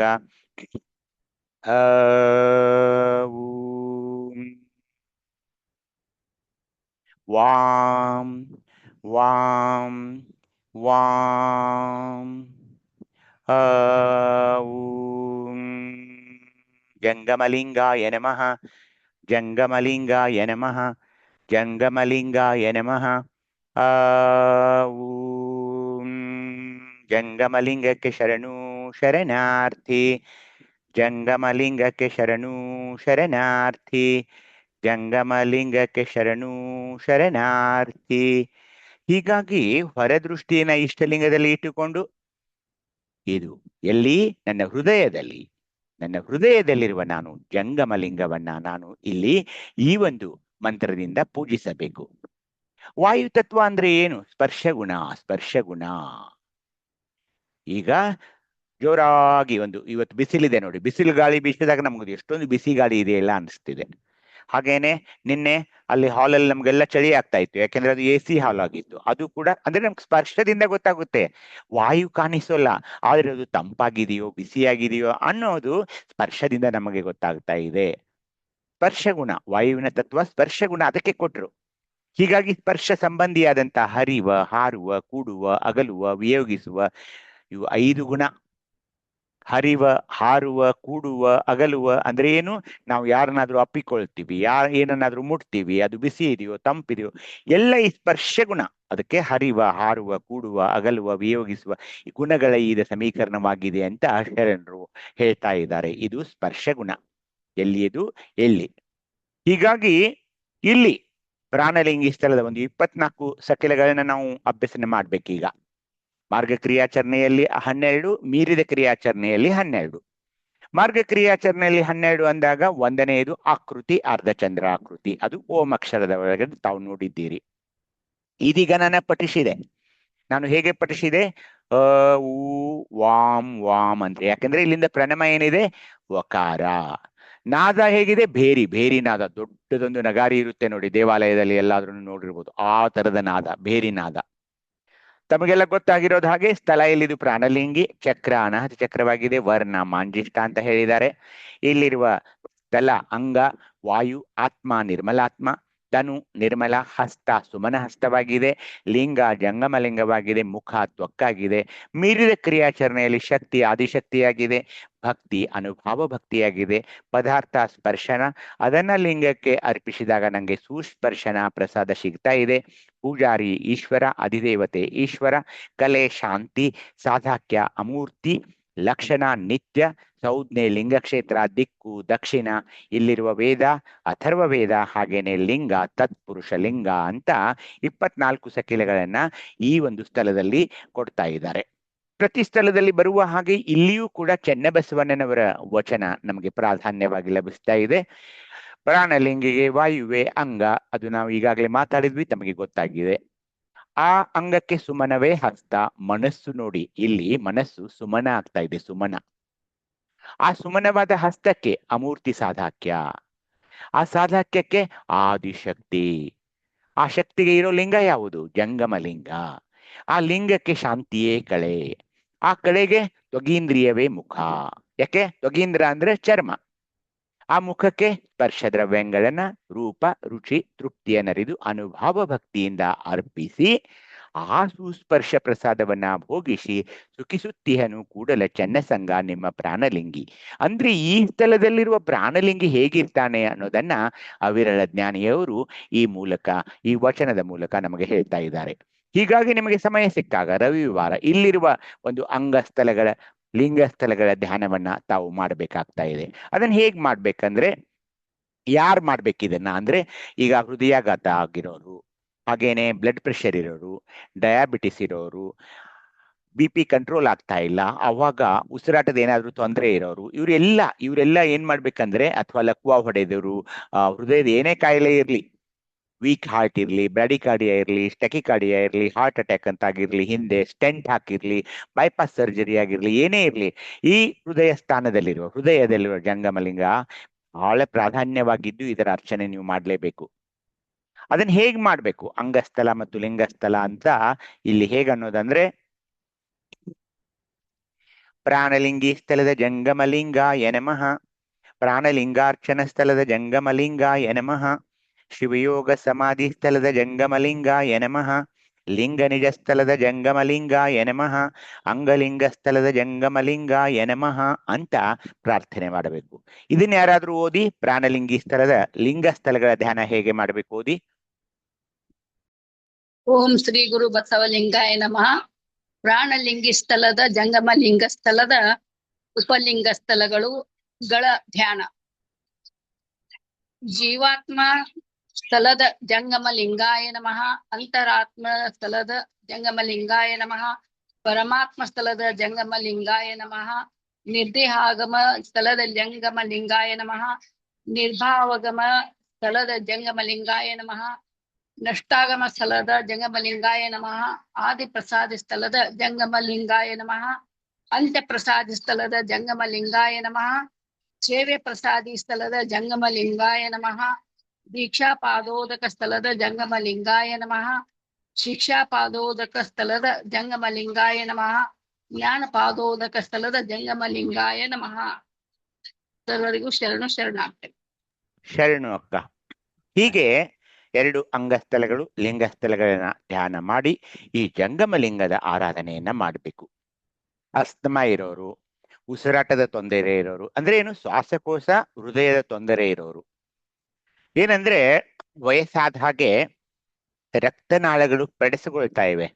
ನಾವು ಇಷ್ಟು ದಿನ ಸೇವಿಸಿದ ಈ ಕೊಬ್ಬಂತ ಏನಿರುತ್ತಲ್ಲ, ಆ ಕೊಬ್ಬು ರಕ್ತನಾಳದ ಗೋಡೆಗಳಲ್ಲಿ ಒಳಗಡೆ ಅದು ಶೇಖರಣೆ ಆಗ್ತಾ ಹೋಗುತ್ತೆ. ಒಂದು ದಿನ ಹೀಗಾಗುತ್ತಲ್ಲ, ಆ ಕೊಬ್ಬಿನ ಗಂಟಾಗಿ ಆ ರಕ್ತನಾಳದಲ್ಲಿರುವ ರಕ್ತ ಪ್ರವಾಹವ ಸರಾಗವಾಗಿ ಸಂಚಲಿಸಲು ಅದು ಬಿಡೋದಿಲ್ಲ, ಅದು ಪೂರ್ತಿಯಾಗಿ ಮುಚ್ಚಿಬಿಡುತ್ತೆ. ಈಗ ಹೃದಯಕ್ಕೆ ಹೋಗುವ ಒಂದು ರಕ್ತನಾಳ ಆ ಪೆಡಸುಗಟ್ಟಿದ್ರೆ ಅದು ರಕ್ತ ಪೂರೈಕೆ ಆಗೋದೇ ಬಂದಾಗ್ಬಿಡುತ್ತೆ. ಅವಾಗ ಇಮಿಡಿಯೇಟ್ಲಿ ಹಾರ್ಟ್ ಅಟ್ಯಾಕ್ ಆಗ್ಬಿಡುತ್ತೆ. ಅಯ್ಯೋ ಅವ್ರು ಹೋಗ್ಬಿಟ್ರಿ, ಹಾರ್ಟ್ ಅಟ್ಯಾಕ್ ಆಯ್ತು ಅಂತ ಹೇಳಿ. ಹೀಗಾಗಿ ಅಥಿರೋಸ್ಕ್ಲಿರೋಸಿಸ್, ರಕ್ತನಾಳಗಳು ಪೆಡಸುಗಟ್ಟಬಾರ್ದು. ಈ ಲಿಂಗದ ಆರಾಧನೆ ಮಾಡಬೇಕು. ಅದು ಮೆದುಳಿಗೆ ಹೋಗುವ ರಕ್ತನಾಳಗಳನ್ನು ಬ್ಲಾಕ್ ಮಾಡಿದ್ರೆ ಅಲ್ಲಿ ಲಕ್ವ ಹೊಡೆಯೋದು, ಥ್ರಾಂಬೋಸಿಸ್, ಎಂಬಾಲಿಸಮ್, ಬ್ರೇನ್ ಹ್ಯಾಮರೇಜ್ ಅದು ಆಗುತ್ತೆ. ಕಿಡ್ನಿಗೆ ಅಥವಾ ಲಿವರ್ಗೆ ಹೋಗೋ ಬ್ಲಡ್ ವೆಸಲ್ ಏನಾದ್ರು ಬ್ಲಾಕ್ ಆದ್ರೆ ಕಿಡ್ನಿ ಫೇಲ್ಯೂರ್ ಆಗೋ ಚಾನ್ಸಸ್ ಇರುತ್ತೆ. ಹೀಗಾಗಿ ಈ ರಕ್ತನಾಳಗಳ ಆರೋಗ್ಯವನ್ನ ಕಾಪಾಡಿಕೊಳ್ಳಬೇಕು, ಹೃದಯದ ಆರೋಗ್ಯವನ್ನ ಕಾಪಾಡಿಕೊಳ್ಳಬೇಕು. ಹಾಗೇನೆ ಈ ಶ್ವಾಸಕೋಶಗಳ ಆರೋಗ್ಯವನ್ನ ನೀವು ಕಾಪಾಡಿಕೊಳ್ಬೇಕಂದ್ರೆ ಜಂಗಮಲಿಂಗ ಆರಾಧನೆ ಮಾಡುವಾಗ ನಿಧಾನವಾಗಿ ಉಸಿರಾಟ ಮಾತ್ರ ಇಲ್ಬೇಕು. ಈ ಲಿಂಗ ಪೂಜೆ ಮಾಡ್ಕೊಳ್ಳುವಾಗ ಜಂಗಮಲಿಂಗಕ್ಕೆ ನೀವು ಬಂದಾಗ ಅತ್ಯಂತ ನಿಧಾನವಾಗಿ ನಮ್ಮ ಶಿವ ಅನ್ನಿತನಕ ಎಲ್ಲಿ ನಾವು ಅಂತೀವಲ್ಲ, ಆ ವಾ ಅನ್ನೋವಾಗ ದೀರ್ಘವಾದ ಉಸಿರಾಟ ಈ ಜಂಗಮಲಿಂಗದ ಆರಾಧನೆಯಲ್ಲಿ ಆಗ್ಬೇಕಾಗ್ತಾ ಇದೆ. ಯಾಕೆಂದ್ರೆ ದೀರ್ಘ ಶ್ವಾಸ ಈ ಜಂಗಮಲಿಂಗದ ಆರಾಧನೆಗೆ ತುಂಬಾ ಪೂರೈಕೆ ಆಗ್ತಾ ಇದೆ. ನಿಧಾನವಾಗಿ ದೀರ್ಘವಾಗಿ ಚೌಕದಿಂದ ಈ ಭ್ರೂಮಧ್ಯದವರೆಗೆ ದೀರ್ಘವಾದ ಒಂದು ಪೂರಕವಾದ ಒಂದು ಪೂರೈಕ ಅಂತ ಅಂತಾರೆ ಅದಕ್ಕೆ, ಉಸಿರಾಟಕ್ಕೆ ಉಚ್ಛ್ವಾಸ ಅದು ತೆಗೆದುಕೊಳ್ಬೇಕು, ನಿಧಾನವಾಗಿ ಬಿಡೋದಿದೆ. ಜಂಗಮಲಿಂಗದಲ್ಲಿ ಬಂದಾಗ ಹೃದಯದ ಆರೋಗ್ಯ, ಶ್ವಾಸಕೋಶಗಳ ಆರೋಗ್ಯ, ರಕ್ತನಾಳಗಳ ಆರೋಗ್ಯ ತುಂಬಾ ಸಮರ್ಪಕವಾಗಿ ಆಗ್ತಾ ಇರೋದ್ರಿಂದ ಜಂಗಮಲಿಂಗದಲ್ಲಿ ಸ್ವಲ್ಪ ನೆಲೆಸ್ಬೇಕು. ಯಾಕೆಂದ್ರೆ ಅಲ್ಲಿರುವ ದಳಗಳ ಬಗ್ಗೆ ನಾವು ಹೇಳಿದೀವಿ, ಅಲ್ಲಿರುವ ದಳಗಳು, ಅಕ್ಷರಗಳು ಅದನ್ನೆಲ್ಲ ನೋಡಿದಿರಿ. ಇದು ಪ್ರಥಮ ಬಾರಿಗೆ ಇಲ್ಲಿ ಏನಾಗೋದಿದೆ ನಿಮಗೆ, ಆದಿಶಕ್ತಿ ಪರಮನ ನೆಲೆ ಕಾಣಿಸೋಕ್ ಶುರು ಆಗುತ್ತೆ. ಆದಿಶಕ್ತಿ ನಿಮ್ಮ ಮೇಲೆ ಸ್ಫುರಿಸಲ್ಪಡ್ತಾ ಇದೆ. ಇದು ಸತ್ಯ. ಆದಿಶಕ್ತಿ ಲಭಿಸಿದ ನಂತರವೇ ನಿಮಗೆ ಪರಾಶಕ್ತಿ ಚಿಚ್ಚಕ್ತಿಗೆ ಹೋಗಲು ಆ ಶಕ್ತಿ ಪೂರಕವಾಗಿ ಕೆಲಸ ಮಾಡ್ತಾ ಇದೆ. ಅರ್ಥ ಮಾಡಿಕೊಳ್ಳಬೇಕು. ಹಾಗೆ ಸುಮ್ನೆ ಅಲ್ಲಿ ಆ ಶಕ್ತಿ ಈ ಶಕ್ತಿ ಅಂತ ಇಲ್ಲ. ಇಲ್ಲೆಲ್ಲ ಎವ್ರಿಥಿಂಗ್ ಇಸ್ ಮ್ಯಾಥಮೆಟಿಕ್ಸ್. ಅಲ್ಲಿ ABC, ಅಲ್ಲಿ ಏನು ಬೇರೆ ಬೇರೆ ಗೊಂದಲ ಏನಿರೋಲ್ಲ. ಅಲ್ಲಿ ಕ್ರಿಯಾಶಕ್ತಿ, ಇಚ್ಛಾಶಕ್ತಿ, ಅದು ಎಲ್ಲ ಶಕ್ತಿಗಳು. ಇಲ್ಲಿರುವ ಶಕ್ತಿ ಆದಿಶಕ್ತಿ, ಮುಗೀತು. ಅಲ್ಲಿ ಪರಮನಿಂದ ನಿಮಗೆ ಆದಿಶಕ್ತಿ ಸಿಗೋದ್ರಿಂದ ಆ ಆದಿಶಕ್ತಿಯಿಂದ ನಾನು ಮೇಲ್ ಹೋಗಿ ಪರಾಶಕ್ತಿ ಅಂದ್ರೆ ಏನು, ಚಿಚ್ಚಕ್ತಿಯ ಹೊರ ಕವಚ. ಅದು ಅದ್ರ ಒಳಗಡೆ ಈಗ ಯಾವ್ದಾದ್ರು ನೀವು ಈರುಳ್ಳಿ ತಗೊಳ್ಳಿ ಅಥವಾ ಆಲೂಗಡ್ಡೆ ತಗೊಳ್ಳಿ, ಅದ್ರ ಮೇಲೆ ಈಗೇನು ಶಿಪ್ಪೆ ಇರುತ್ತಲ್ಲ, ಶಿಪ್ಪೆ ಏನಂದ್ರೆ ಪರಾಶಕ್ತಿ, ಒಳಗಡೆ ಇರೋದು ಚಿಚ್ಚಕ್ತಿ. ಆದಿಶಕ್ತಿ, ಪರಾಶಕ್ತಿ, ಚಿಚ್ಚಕ್ತಿಯ ನಂತರ ನಾವು ನಿಷ್ಕಲ ಲಿಂಗದ ದರ್ಶನದತ್ತ ಹೋಗೋರಿದ್ದೀವಿ. ಹೀಗಾಗಿ ಇಲ್ಲಿರುವ ಒಂದು ಪ್ರಥಮ ದೈವಿಕ ಶಕ್ತಿ ಯಾವುದಂದ್ರೆ ಆದಿಶಕ್ತಿ. ಆರಾಧಿಸಬೇಕು ಜಂಗಮಲಿಂಗವನ್ನ ಅಂತ ಹೇಳ್ತಾ ಇಲ್ಲಿಗೆ ನಾನು ನಿಲ್ಲಿಸಿ ಇವತ್ತೊಂದು ಹೊಸ ವಿಚಾರದೊಂದಿಗೆ ನಾನು ಮತ್ತೆ ನಿಮ್ಮೊಡನೆ ಬರ್ತಾ ಇದ್ದೀನಿ. ನಾವು ಹೋದ ಸಾರಿ ವರ್ಣಗಳ ಬಗ್ಗೆ ಮಾತಾಡ್ತಾ ಇದ್ವಿ. ವರ್ಣಗಳು ಯಾವುವು, ಆ ವರ್ಣಗಳು ಎಷ್ಟೊಂದು ಗೊಂದಲ ಮಾಡ್ತಾ ಇವೆ ಎಲ್ಲ ನೋಡಿದ್ವಿ. ಆದ್ರೂ ಒಂದು ಚೆನ್ನಬಸವಣ್ಣವ್ರ ವಚನದಿಂದ ನಾವು ಯಾಕೆ ಅದನ್ನ ಇಟ್ಕೊಂಡು ಏನಾದ್ರೂ ಮಾಡೋಣ ಅಂತ ಹೇಳಿ ಅಲ್ಲಿ ಮಾತಾಡಿದ್ವಿ. ಈಗ ಏನಂದ್ರೆ ಈ ವರ್ಣಗಳಿಗೆ ಅಂಗಗಳು ಅಂತ ಬೇಕು. ಯಾವ ವರ್ಣಗಳಿಗೆ ಅಂಗಗಳು ಅಂತ. ಆ ಅಂಗಗಳು ಬೇರೆ ಯಾವುವು ಅಲ್ಲ, ಅವು ಪಂಚಮಹಾಭೂತಗಳು. ಪೃಥ್ವಿ ಅಂಗ, ವಪ್ಪು ಅಂಗ, ಅಗ್ನಿ ಅಂಗ, ವಾಯುವಂಗ, ಆಕಾಶವಂಗ, ಆತ್ಮಾಂಗ, ತ್ಯಾಗಾಂಗ, ಭೋಗಾಂಗ, ಯೋಗಾಂಗ ಅಂತ ತಮ್ಗೆಲ್ಲ ಗೊತ್ತು. ಹೀಗಾಗಿ ಈ ಅಂಗಗಳನ್ನ ಇವತ್ತು ಅಭ್ಯಸನ ಮಾಡೋಣ. ಒಂದನೆಯ ಭಕ್ತ ಸ್ಥಳದಲ್ಲಿರುವ ಪೃಥ್ವಿ ಅಂತ ಏನ್ ಅಂಗಿದೆಯಲ್ಲ, ಇದು ಅಂಡಜ. ಇಲ್ಲಿ 4 ಯಾವಾಗ್ಲೂ ಶರಣರು ಹೇಳ್ತಾರೆ: ಅಂಡಜ, ಸ್ವೇದಜ, ಉದ್ಭಿಜ, ಜರಾಯುಜ. ಅಂಡಜ ಅಂದ್ರೆ ಮೊಟ್ಟೆಯೊಡೆದು ಹುಟ್ಟುವ ಜೀವಿಗಳು. ಅದು ಅನೇಕ ಪಕ್ಷಿಗಳನ್ನ ನೀವು ನೋಡ್ತಿರಬಹುದು. ಈ ಮೊಸಳೆ ಅದು ಕೂಡ ಮೊಟ್ಟೆ ಇಡುತ್ತೆ. ಮೊಟ್ಟೆಯನ್ನಿಟ್ಟು ಅವುಗಳೇ ಕೋಳಿಯನ್ನಿ ಅಥವಾ ಯಾವುದೇ ನೀವು ನೋಡಿ ಪಶುಗಳು. ಅಂಡಜ ಅಂದ್ರೇನು ಮೊಟ್ಟೆಯಿಂದ ಹೊರಬರುವ ಜೀವಿಗಳು. ಮೊಟ್ಟೆ ನೀಡ್ತವೆ, ಮೊಟ್ಟೆಗೆ ಕಾವು ಕೊಡ್ತವೆ. ಆ ಉಷ್ಣತೆಯಿಂದ ಅವು ಒಡೆದು ಹೊರಗೆ ಬರೋದಕ್ಕೆ ಅಂಡಜ. ಸ್ವೇಜದ ಅಂದ್ರೆ ಬೆವರಿನಿಂದ ಹುಟ್ಟುವ ಜೀವಿಗಳು ಕೆಲವೊಂದಿವೆ. ಅಂದ್ರೆ ಕೆಲವೊಂದು ಪ್ರಾಣಿಗಳು ಬೆವರಿನಿಂದ, ಕೆಲವೊಂದು ಸರ್ಪಗಳಿವೆ, ಅವು ಬೆವರಿನಿಂದ ಇದನ್ ಮಾಡ್ತಾ ಇವೆ. ಕೆಲವೊಂದು ಬ್ಯಾಕ್ಟೀರಿಯಾ ಇವೆ, ಕೆಲವೊಂದು ಅನೇಕ ವೈರಸ್ಗಳಿವೆ, ಅವು ಬೆವರಿನಿಂದ ಹುಟ್ಟುವ ಜೀವಿಗಳು. ಉದ್ಬೀಜ ಭೂಮಿಯನ್ನ ಭೇದಿಸಿ ಹುಟ್ಟುವ ಕೆಲವೊಂದು ಜೀವಿಗಳಿವೆ, ಒಳಗಿಂದ ಬರ್ತವೆ. ಭೂಮಿಯ ಒಳಗಡೆಯಿಂದ ಅವು ಅಂದ್ರೆ ಏನು, ಆ ಪ್ರಾಣಿಗಳು ಅವನ್ನ ಒಳಗಡೆ ಇಡ್ತವೆ ಮೊದಲು, ಅದರಿಂದ ಭೇದಿಸಿ ಆ ಜೀವಿಗಳು ಹೊರತಾವೆ. ಅವಕ್ಕೆ ಉದ್ಬೀಜ ಅಂತ ಜರಾಯುಜ ಅಂದ್ರೆ ನಾವು ಗರ್ಭಕೋಶದಿಂದ ಹುಟ್ಟುವ ಜೀವಿಗಳು. ಈಗ ಪಶು, ಆಕಳ ಕರು ಅವೆಲ್ಲ ಗರ್ಭಕೋಶದಿಂದ ಹೊರಗೆ ಬರ್ತಾವೆ, ಹುಟ್ಟುವ ಜೀವಿಗಳು. ಒಟ್ಟು 84 ಲಕ್ಷ ಜೀವಿಗಳಿದಾವೆ ಅಂತ ಹೇಳ್ತಾರೆ. ಹೀಗಾಗಿ ಇಲ್ಲಿ ಪೃಥ್ವಿ ಅಂದ್ರೆ ಏನು? ಪೃಥ್ವಿ ಸಹನೆಯ ಲಕ್ಷಣ. ಅದಕ್ಕೆ ಮಹಿಳೆಯರನ್ನು ಕೂಡ ಪೃಥ್ವಿಗೆ ಹೋಲಿಸ್ತಾರೆ. ಯಾಕಂದ್ರೆ 84 ಲಕ್ಷ ಜೀವಿಗಳನ್ನ ಅದು ಉತ್ಪನ್ನ ಮಾಡ್ತಾ ಇದೆ. ಆದ್ರೆ ಏನಿದೆ ಇದ್ರ ವಿಶಿಷ್ಟತೆ ಏನಂದ್ರೆ, ಯಾವುದೇ ಆಚಾರ ಅನಾಚಾರಗಳನ್ನ ನೋಡಲ್ಲ. ಒಳ್ಳೆಯವ್ರನ್ನ ಅಷ್ಟೇ ಇಟ್ಕೊಳ್ಬೇಕು ಭೂಮಿ ಮೇಲೆ, ಪುಣ್ಯವಂತರನ್ನ ಅಷ್ಟೇ ಇಟ್ಕೋಬೇಕು, ಪಾಪ ಮಾಡಿದವ್ರನ್ನ ಇಟ್ಕೊಳ್ಬೇಕು, ಈ ತರ ಏನು ಅಲ್ಲಿ ಪರಿಗಣನೆ ಇಲ್ಲ. ಆಚಾರ ಅನಾಚಾರಗಳನ್ನ ನೋಡದೆ ತನ್ನೊಳಗೆ ಗರ್ಭೀಕರಿಸಿಕೊಂಡು ಅವರವರಂತೆ ಇರುವುದೇ ಪೃಥ್ವಿಯಾಗಿದೆ. ಹಾಗಾದ್ರೆ ನೋಡಿ ನೀವು, ಒಂದು ಕಾಡು, ಎಷ್ಟೊಂದು ನಿಸರ್ಗ ಸೌಂದರ್ಯ ಅಲ್ಲಿ ನಿಮ್ಗೆ ಸಿಗ್ತಾ ಇದೆ. ಅದೇ ಒಂದು ಊರಲ್ಲಿ ತಿಪ್ಪೆ ಇರ್ತಾ ಇದೆ, ಅದು ಭೂಮಿ ಮೇಲೆನೇ ಇದೆ. ಹೇಗಿರುತ್ತೆ? ಎಷ್ಟೊಂದು ಕೊಳಚೆ, ಎಷ್ಟೊಂದು ಗಲೀಜು, ಅದು ಪೃಥ್ವಿ ಮೇಲೆನೇ ಇದೆ, ಇದು ಪೃಥ್ವಿ ಮೇಲೆನೇ ಇದೆ.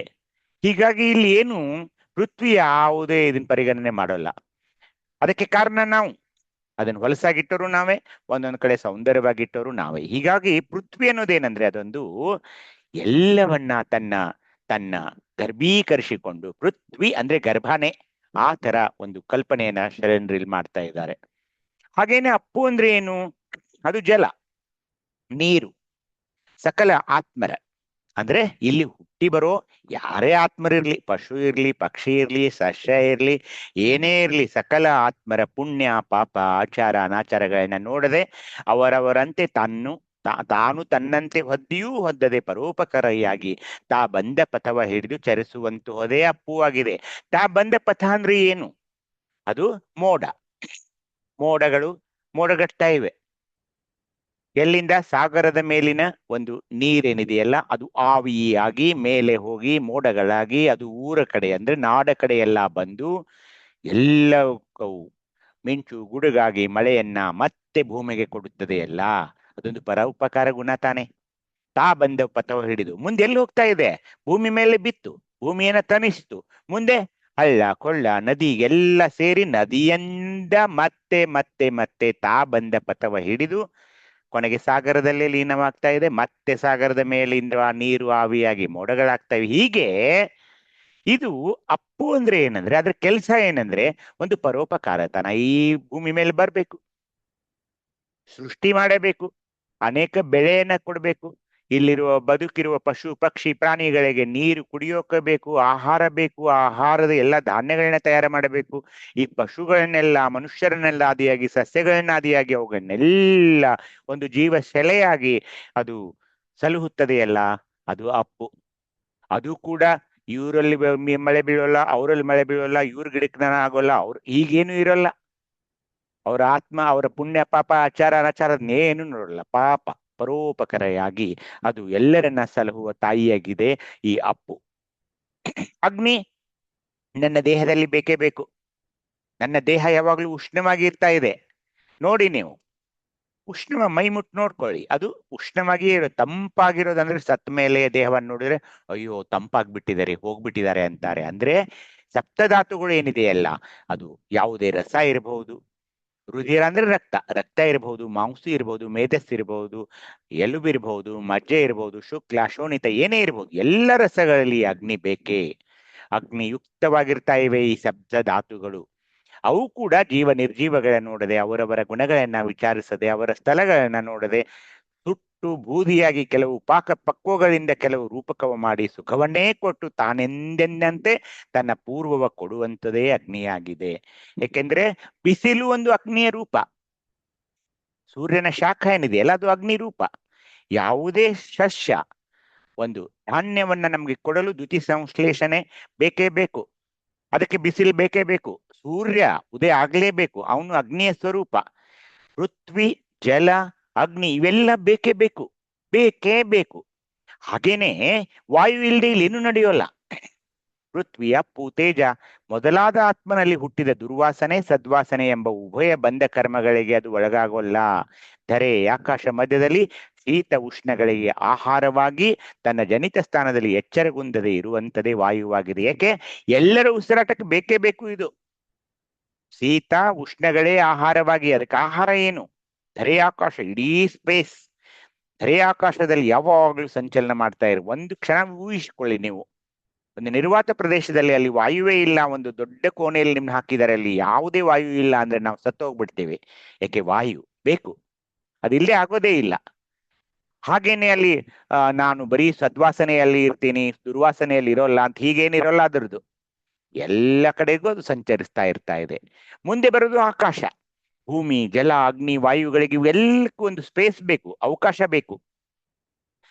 ಮರದ ಹೊಗೆ, ಧೂಮಗಳನ್ನು ನೋಡ್ಕೊಂಡು ಚಂದ್ರ, ಸೂರ್ಯ, ನಕ್ಷತ್ರ, ಗ್ರಹ, ಮಿಂಚು, ಗುಡು ಮೊದಲಾದವುಗಳಿಗೆಲ್ಲ ಎಲ್ಲಿವೆ ಇವೆಲ್ಲ ಆಕಾಶದಲ್ಲಿವೆ. ನೀವು ನೋಡ್ತೀವಿ, ಎತ್ತಿ ನೋಡಿದ್ರೆ ಮಳೆಗಾಲದ ಸಮಯದಲ್ಲಿ ಗುಡುಗು ನೋಡ್ತೀವಿ, ಮಿಂಚು ನೋಡ್ತೀವಿ. ತನ್ನೊಳಗೆ ಎಂಬಿಟ್ಟುಕೊಂಡು ಪರೋಪಕಾರ ಶರೀರೆಯಾಗಿ ಅಲ್ಲಿ ಅನೇಕ ನಕ್ಷತ್ರಗಳು, ಗ್ರಹಗಳು, ಸೂರ್ಯ ಕೂಡ ಅಲ್ಲಿ ಆಕಾಶದಲ್ಲಿ ಇದ್ದಾನೆ ತಾನೆ. ಈ ಎಲ್ಲವೂ ಚಲಿಸ್ತಾ ಇರೋದ್ರಿಂದ ನಾವು ಜೀವಂತವಾಗಿರ್ತಾ ಇದ್ದೀವಿ. ರಾತ್ರಿ ಹಗಲುಗಳಿಗೂ ಕಾರಣ ಅವುಗಳಿಗೆ ಮನೆ ಮಾಡಿಕೊಟ್ಟಿರುವ ಈ ಆಕಾಶವೇ ತಾನೆ. ಹೀಗಾಗಿ ಎಲ್ಲಾ ಗ್ರಹಗಳಿಗೂ, ಎಲ್ಲಾ ನಕ್ಷತ್ರಗಳಿಗೂ, ಸೂರ್ಯನಿಗೂ, ಚಂದ್ರನಿಗೂ ಎಲ್ಲಕ್ಕೂ ಸ್ಥಾನ ಕೊಟ್ಟಿರುವಂಥದ್ದು ಇದು ಆಕಾಶ. ಹೀಗಾಗಿ ನಾವು ಆಕಾಶದಿಂದ ವಾಯು, ವಾಯುವಿನಿಂದ ಅಗ್ನಿ, ಅಗ್ನಿಯಿಂದ ಜಲ, ಜಲದಿಂದ ಪೃಥ್ವಿ, ಹೀಗೆ ಯಾಕೆ ಹೇಳಿದ್ವಿ ಅಂದ್ರೆ ಆಕಾಶ ಎಲ್ಲವನ್ನೂ ತನ್ನೊಳಗೆ ಎಂಬಿಟ್ಟುಕೊಂಡಿರೋದ್ರಿಂದ ಅದೊಂದು ಪರೋಪಕಾರ ಶರೀರಿಯಾಗಿ ತನ್ನ ಜನ್ಮಸ್ಥಾನದಲ್ಲಿ ಎಚ್ಚರಗೊಂಡಿರುವಂಥದ್ದೇ ಆಕಾಶವಾಗಿದೆ. ಮುಂದೆ ಆತ್ಮ ಅಂತ ಬರ್ತಾ ಇದೆ. ಅದು ಆಜ್ಞಾಚಕ್ರದಲ್ಲಿ ಆತ್ಮ ಅಂತ ಮಾತಾಡ್ತೀವಿ. ಪೃಥ್ವಿಯಲ್ಲಿ ಹುಟ್ಟಿದ ಗಂಧದ ಪರಿಣಾಮ, ಅಪ್ಪುವಿನಲ್ಲಿ ಹುಟ್ಟಿದ ರಸದ ರುಚಿ, ಅಗ್ನಿಯಲ್ಲಿ ಹುಟ್ಟಿದ ರೂಪಿನ ಪರಿಣಾಮ, ವಾಯುವಿನಲ್ಲಿ ಹುಟ್ಟಿದ ಸ್ಪರ್ಶನದ ಶೀತ ಉಷ್ಣ, ಆಕಾಶದಲ್ಲಿ ಹುಟ್ಟಿದ ಶಬ್ದ ಸಂತೋಷಗಳ ಚಿದ್ರೂಪವಾಗಿರುವ ಶರೀರವುಳ್ಳಾತನೇ ಈ ಪಂಚವಿಧದ ಭೋಗಗಳನ್ನ ಒಡಗೂಡಿ ಸಾಕು ಬೇಕು ಎಂಬ ಬಂಧನಗಳಿಂದ ತೊಳಲಿ ಬಳಲಿ ತನಗೆ ಬೇಕಾಗಿದ್ದರೆ ಉಪಕಾರಿ, ಬೇಡವಾದರೆ ಅಪಕಾರಿಯಾಗಿ ಚರಿಸುವಂಥದ್ದೇ ಆತ್ಮಾಂಗವಾಗಿದೆ ಅಂದಾಗ, ಇಲ್ಲಿ ಬಂದಾಗ ಆ ಪಂಚಭೂತಗಳೊಡನೆ ವಿಲೀನವಾಗ್ತಾ ಇದೆ ಅಂತ ನಾವು ಬಹಳ ಸಾರಿ ಚರ್ಚೆ ಮಾಡಿದ್ದೀವಿ. ಎಲ್ಲಿ? ಆಜ್ಞಾಚಕ್ರದಲ್ಲಿರುವ ಮಹಾಲಿಂಗದ ಸ್ಥಾನದಲ್ಲಿ ಏನಾಗ್ತಾ ಇದೆ? ಪ್ರಥಮ ಬಾರಿಗೆ ಆ ಶಿವಾತ್ಮವಾದ ಆತ್ಮ ಈ ಪಂಚಭೂತಗಳನ್ನ ಒಡಗೂಡ್ಕೊಳ್ತಾ ಇದೆ, ಸಮ್ಮಿಲನಗೊಳ್ತಾ ಇದೆ ಅಂತ ನಾವು ಮಾತಾಡಿದೀವಿ. ಹಾಗಾಗಿ ಅದು ಸಮ್ಮಿಲನವಾದ ನಂತರ ಪಂಚವಿಧ ತತ್ವಗಳನ್ನೇ, ಪಂಚವಿಂಶತಿ ತತ್ವಗಳನ್ನೇ ಅದು ವಿಲೀನವಾದಾಗ ಆಗುತ್ತೆ ಹೇಳಿ? ಈ ಆತ್ಮಾಂಗದಲ್ಲಿ.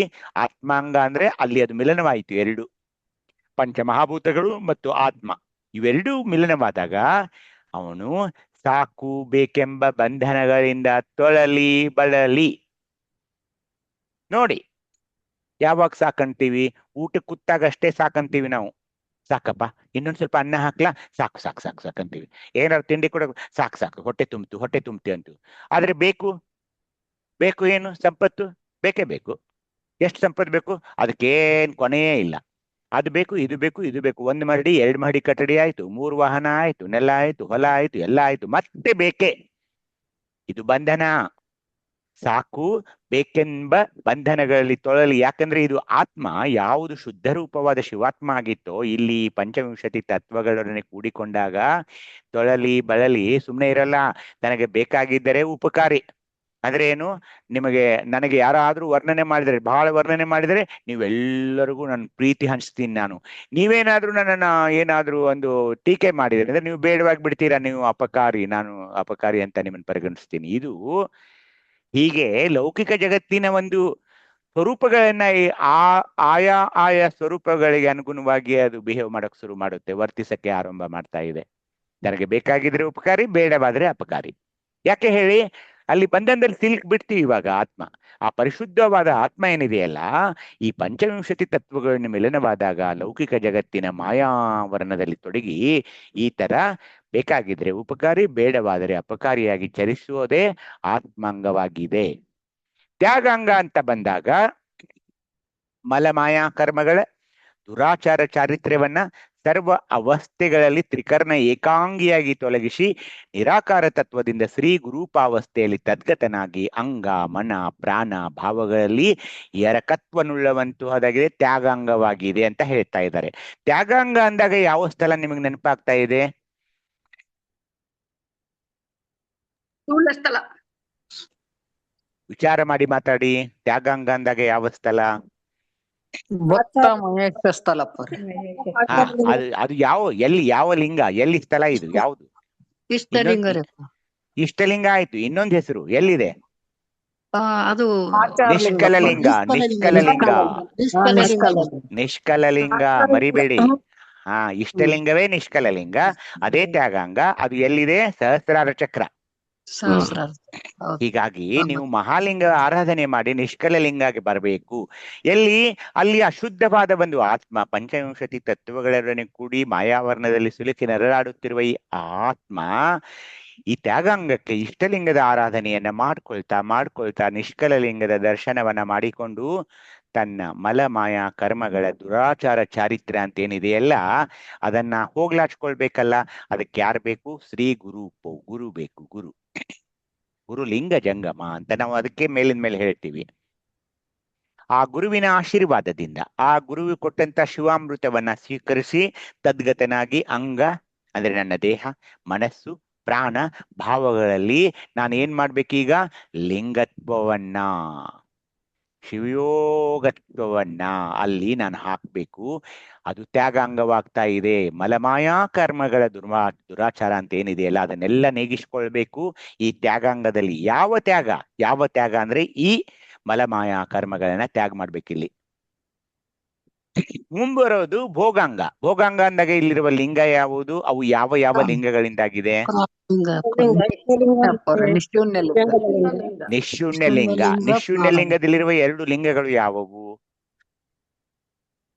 ಶಿವಲಿಂಗ ಮತ್ತು ಶಿವಲಿಂಗ ಮತ್ತು ನೋಡಿ, ಹಾಗೆ ಹೇಳ್ಬೇಕು ನೀವು, ಹಾಗೆ ಹೇಳ್ಬೇಕು. ತ್ಯಾಗಾಂಗದಲ್ಲಿರುವ 2 ಲಿಂಗಗಳು ಯಾವುವು? ಆಚಾರಲಿಂಗ, ಗುರುಲಿಂಗ. ಇಲ್ಲಿ ಯಾವ್ದು ಹೇಳಿ? ಇನ್ನೊಮ್ಮೆ ಹೇಳಿ. ಭೋಗಾಂಗದಲ್ಲಿ ಶಿವಲಿಂಗ ಜಂಗಮಲಿಂಗ. ಶಿವಲಿಂಗ ಜಂಗಮಲಿಂಗ. ಹೀಗಾಗಿ ಇಲ್ಲಿ ಏನಾಗ್ತಾ ಇದೆ ಅಂದ್ರೆ ಪರಿಮಳ, ರುಚಿ, ರೂಪು, ಸ್ಪರ್ಶ, ಶಬ್ದ, ತೃಪ್ತಿ, ದ್ರವ್ಯ, ಆಭರಣ, ವಸ್ತ್ರ, ಅಲಂಕಾರ ಮೊದಲಾದ ಅಂದ್ರೆ ಇನ್ನೂ ಇವೆ ಸಕಲ ಪದಾರ್ಥವನ್ನು ಲಿಂಗಾರ್ಪಣಗೈಬೇಕು ನೀವು. ನಿರ್ವಚಂಕತ್ವದಿಂದ ಅರಿಷಡ್ವರ್ಗ ಷಡೂರ್ಮಿ ಷಡ್ಭಾವ ವಿಕಾರಗಳ ತನ್ನ ಶಿವಜ್ಞಾನದಿಂದ ತಿಳಿದು ಶಿವನಿಷ್ಠಾಪರನುಳ್ಳಂತಹುದೇ ಭೋಗಾಂಗವಾಗಿದೆ. ಹೀಗಾಗಿ ಬಂಧುಗಳೇ, ಇಲ್ಲಿ ಬಂದಾಗ ಭೋಗಾಂಗದಲ್ಲಿರುವ ಲಿಂಗ ಯಾವುದು? ನಿಶೂನ್ಯ ಲಿಂಗ. ನಿಶೂನ್ಯ ಲಿಂಗ ಯಾವ ಚಕ್ರದಲ್ಲಿದೆ? ಶಿಖಾಚಕ್ರದಲ್ಲಿದೆ. ಹೀಗಾಗಿ ನಾನು ಶೂನ್ಯನಾಗ್ಬೇಕಲ್ಲ. ಈಗ ಶೂನ್ಯನಾಗಬೇಕು ಅಂದಾಗ ಶೂನ್ಯನಾಗಲೇಬೇಕು. ಹೇಗೆ ಶೂನ್ಯನಾಗಬೇಕು? ಪರಿಮಳ. ಯಾವಾಗ್ಲೂ ಮನಸ್ಸು ಏನ್ ಮಾಡ್ತಾ ಇರುತ್ತೆ? ಒಳ್ಳೆ ಸುವಾಸನೆ ನನ್ನ ಸುತ್ತಮುತ್ತ ಸೌರಭ ಇರಬೇಕು ಅನಿಸ್ತಾ ಇದೆ. ರುಚಿ ಅಂದ ತಕ್ಷಣ ಪರಿಪರಿಯಾದ ಪಕ್ವಾನ್ನಗಳೇ ನಮಗ್ ಬೇಕನ್ನಿಸ್ತಾ ಇದೆ. ರೂಪು ನಾನು ಅಲಂಕಾರ ಮಾಡ್ಕೊಳ್ಳೋದು, ಅಲಂಕಾರ ಯಾರ್ಯಾರು ಮಾಡ್ಕೊಂಡಿರ್ತಾರನೋ ಅವ್ರು ನೋಡ್ತಾ ಇರೋದು. ಸ್ಪರ್ಶ, ಯಾರು ಮುಟ್ಬೇಕು, ಯಾವ್ದು ಮುಟ್ಬಾರ್ದು ಅದೇನು ಜ್ಞಾನ ಇಲ್ಲ. ಶಬ್ದ, ಏನ್ ಕೇಳ್ಬೇಕು, ಏನ್ ಕೇಳಬಾರ್ದು ಅದರ ಅರಿವೆ ಕೂಡ ಇಲ್ಲ. ತೃಪ್ತಿ ಅಂದ್ರೆ ಸಾಕು, ಇನ್ ಸಾಕಲ್ಲ, ನನಗೆಲ್ಲವನ್ನ ಪರಮ ಕೊಟ್ಟಿದ್ದಾನೆ ಅನ್ನೋ ತೃಪ್ತಿ ಬೇಕಲ್ಲ. ಅದು ಭಾವಲಿಂಗದ ಒಂದು ಸ್ವರೂಪ. ತೃಪ್ತಿಲಿಂಗನೂ ಅಂತಾರೆ ಅದಕ್ಕೆ. ದ್ರವ್ಯ ಅಂದ್ರೆ ಹಣ, ಸಂಪತ್ತು, ಆಭರಣ. ಎಷ್ಟು ರೀ, ಎಷ್ಟು ಎಷ್ಟು ಎಷ್ಟು. ವಸ್ತ್ರ 2 ಲಕ್ಷದ ಸೀರೆ, 1 ಲಕ್ಷದ ಸೀರೆ, ಇವನು ಅಷ್ಟೇ, ಆ ಕಾರು ಈ ಕಾರು, ಅದು ಇದು ಅಲಂಕಾರ. ಅಯ್ಯೋ ದೇವ್ರೆ, ಕೊನೆ ಬೇಡವೆ ಇದಕ್ಕೆ? ಕೊನೆ ಬೇಡವೆ? ಅದಕ್ಕೇನಂದ್ರೆ ಅವರು ಮೊದಲಾದ ಸಕಲ ಪದಾರ್ಥವನವನ್ನು ಲಿಂಗಾರ್ಪಣೆಗೈದು. ಇವುಗಳನ್ನೆಲ್ಲ ಆ ಪರಮನ ನೆಲೆಯಲ್ಲಿ ನಿಂತು ನಿಶೂನ್ಯ ಲಿಂಗಕ್ಕೆ ಅರ್ಪಣೆ ಮಾಡಬೇಕು. ನೀವೇನ್ ಹೇಳಿದ್ರಿ? ನಿಶೂನ್ಯ ಲಿಂಗ ಅಂದ್ರೆ ಶಿವಲಿಂಗ ಮತ್ತು ಜಂಗಮಲಿಂಗ ಅಂತ ಹೇಳಿದ್ರಿ. ಹೀಗಾಗಿ ಅಲ್ಲಿ ಲಿಂಗಾರ್ಪಣೆಗೈದು ನಿರ್ವಚಂಕತ್ವದಿಂದ ವಂಚನೆಯನ್ನ ಬಿಟ್ಟು ಅರಿಷಡ್ವರ್ಗಗಳು ಯಾವುವು? ಕಾಮ, ಕ್ರೋಧ, ಲೋಭ, ಮೋಹ, ಮದ, ಮತ್ಸರ. ಷಡೂರ್ಮಿ ಅಂದ್ರೆ ಕುದೇ ಪಿಸ ಹೇಳಿ. ಕುದೇ ಮತ್ತು ಹಸಿವು, ತೃಷೆ. ಹಸಿವು, ತೃಷೆ, ಮುಪ್ಪು. ಆಸೆ, ಹಸಿವು, ತೃಷೆ, ಜನನ, ಮರಣ, ಸುಖ, ದುಃಖ. ಮುಪ್ಪು ಒಂದಿದೆ ಅದರಲ್ಲಿ. ಮುಪ್ಪು, ಶೋಕ.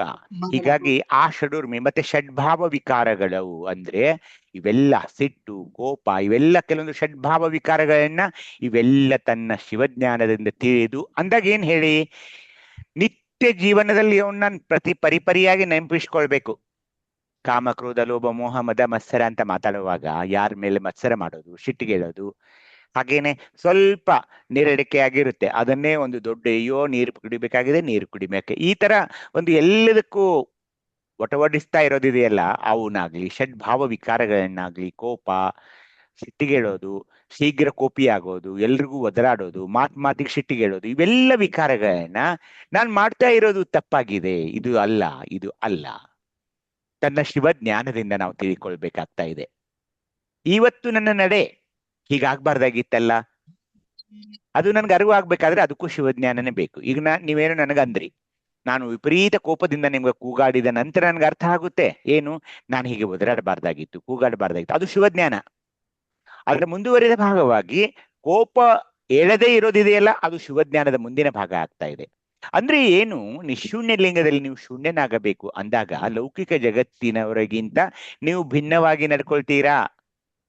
ಬಹಳ ಅದು ನಾವು ನೋಡ್ತಾ ಇದ್ದೀವಿ, ಹೆಜ್ಜೆ ಹೆಜ್ಜೆಗೆ ನಾವು ನೋಡ್ತೀವಿ ನಾವು. ನಮಗೆ ಅವ್ರಿಗೂ ಎಷ್ಟೊಂದು ವ್ಯತ್ಯಾಸ ಇರುತ್ತೆ. ಅವ್ರು ಹೇಗೆ ಬೇಗನೆ ಸಿಟ್ಟಿಗೆ ಹೇಳ್ತಾರೆ, ಹೇಗೆ ಒದರಾಡ್ತಾರೆ, ಎಷ್ಟೊಂದು ತಮ್ಮ ಕೋಪವನ್ನ, ತಮ್ಮ ಸೀಮಿತ ಇರೋದಿಲ್ಲ ಅವರ ಮನಸ್ಥಿತಿ.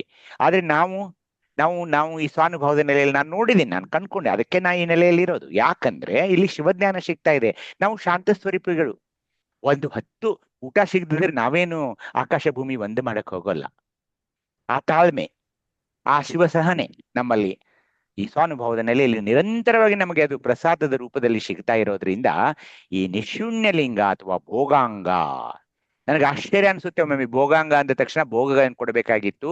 ಇಲ್ಲ, ಅಲ್ಲಿರುವ ಭೋಗಗಳನ್ನ ನೀನು ಶೂನ್ಯ ಮಾಡಿಕೊಳ್ಳಬೇಕಪ್ಪ, ಅಲ್ಲಿರುವ ಎಲ್ಲಾ ಭೋಗಗಳನ್ನ ನಿಶೂನ್ಯ ಲಿಂಗಕ್ಕೆ ಅರ್ಪಣೆ ಮಾಡಬೇಕಪ್ಪ, ಅಲ್ಲಿರುವ ಎಲ್ಲಾ ನಿನ್ನ ಒಂದು ಸುಖಭೋಗಗಳನ್ನ ಅದನ್ನ ಶಿವಲಿಂಗ ಮತ್ತು ಜಂಗಮಲಿಂಗಕ್ಕೆ ಅರ್ಪಣೆ ಮಾಡಬೇಕು ಅಂತ ಭೋಗಾಂಗದಲ್ಲಿ ಅವ್ರು ಹೇಳ್ತಾ ಇದ್ದಾರಲ್ಲ. ನಿಶೂನ್ಯನಾಗ್ಬೇಕ್ರಿ, ನಾವು ನಿಶೂನ್ಯನಾಗ್ಬೇಕು.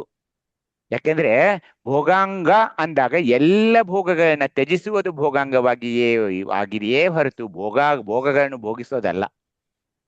ಕೊನೆಗೆ ಬರುವುದು ಯೋಗಾಂಗ. ಇದು ಹೇಳಿ, ಇದು ಯಾವ ಲಿಂಗ? ನಿರಂಜನ ಲಿಂಗ. ನಿರಂಜನ ಲಿಂಗ ಯಾವ ಲಿಂಗಗಳಿಂದ ಆಗಿದೆ?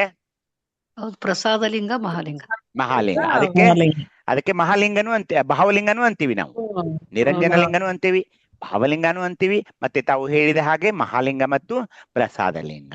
ಇಲ್ಲೇನಾಗ್ತಾ ಇದೆ ಅಂದ್ರೆ, ಶ್ರೀ ಸದ್ಗುರುವಿನ ಕರುಣ ಕಟಾಕ್ಷದಿಂದ ಇಷ್ಟ ಪ್ರಾಣ ಭಾವಲಿಂಗಗಳ ತನ್ನ ಅಂಗ ಮನ ಪ್ರಾಣಗಳಲ್ಲಿ ಸಂಬಂಧವ ಮಾಡಿಕೊಂಡು ಆ ಅಂಗಗಳಿಗೆ ಹರನ ಕರಣ ಚೈತನ್ಯ ಸ್ವರೂಪವಾದಂತಹ ನಿರಂಜನ ಲಿಂಗ, ಆ ನಿರಂಜನ ಲಿಂಗ ಜಂಗಮದ ಪಾದೋದಕ, ಪ್ರಸಾದ, ವಿಭೂತಿ, ರುದ್ರಾಕ್ಷಿ, ಮಂತ್ರವೆಂಬ ನಿಜ ಪಥಗಳನ್ನ ಪಡೆದು ಅಂತರಂಗ ಮತ್ತು ಬಹಿರಂಗದಲ್ಲಿ ಪಂಚಮಹಾಪಾತಕ, ನಾವು ಹೋದ್ಸಾರಿ ಅದನ್ನ ಡಿಸ್ಕಸ್ ಮಾಡಿದ್ವಿ.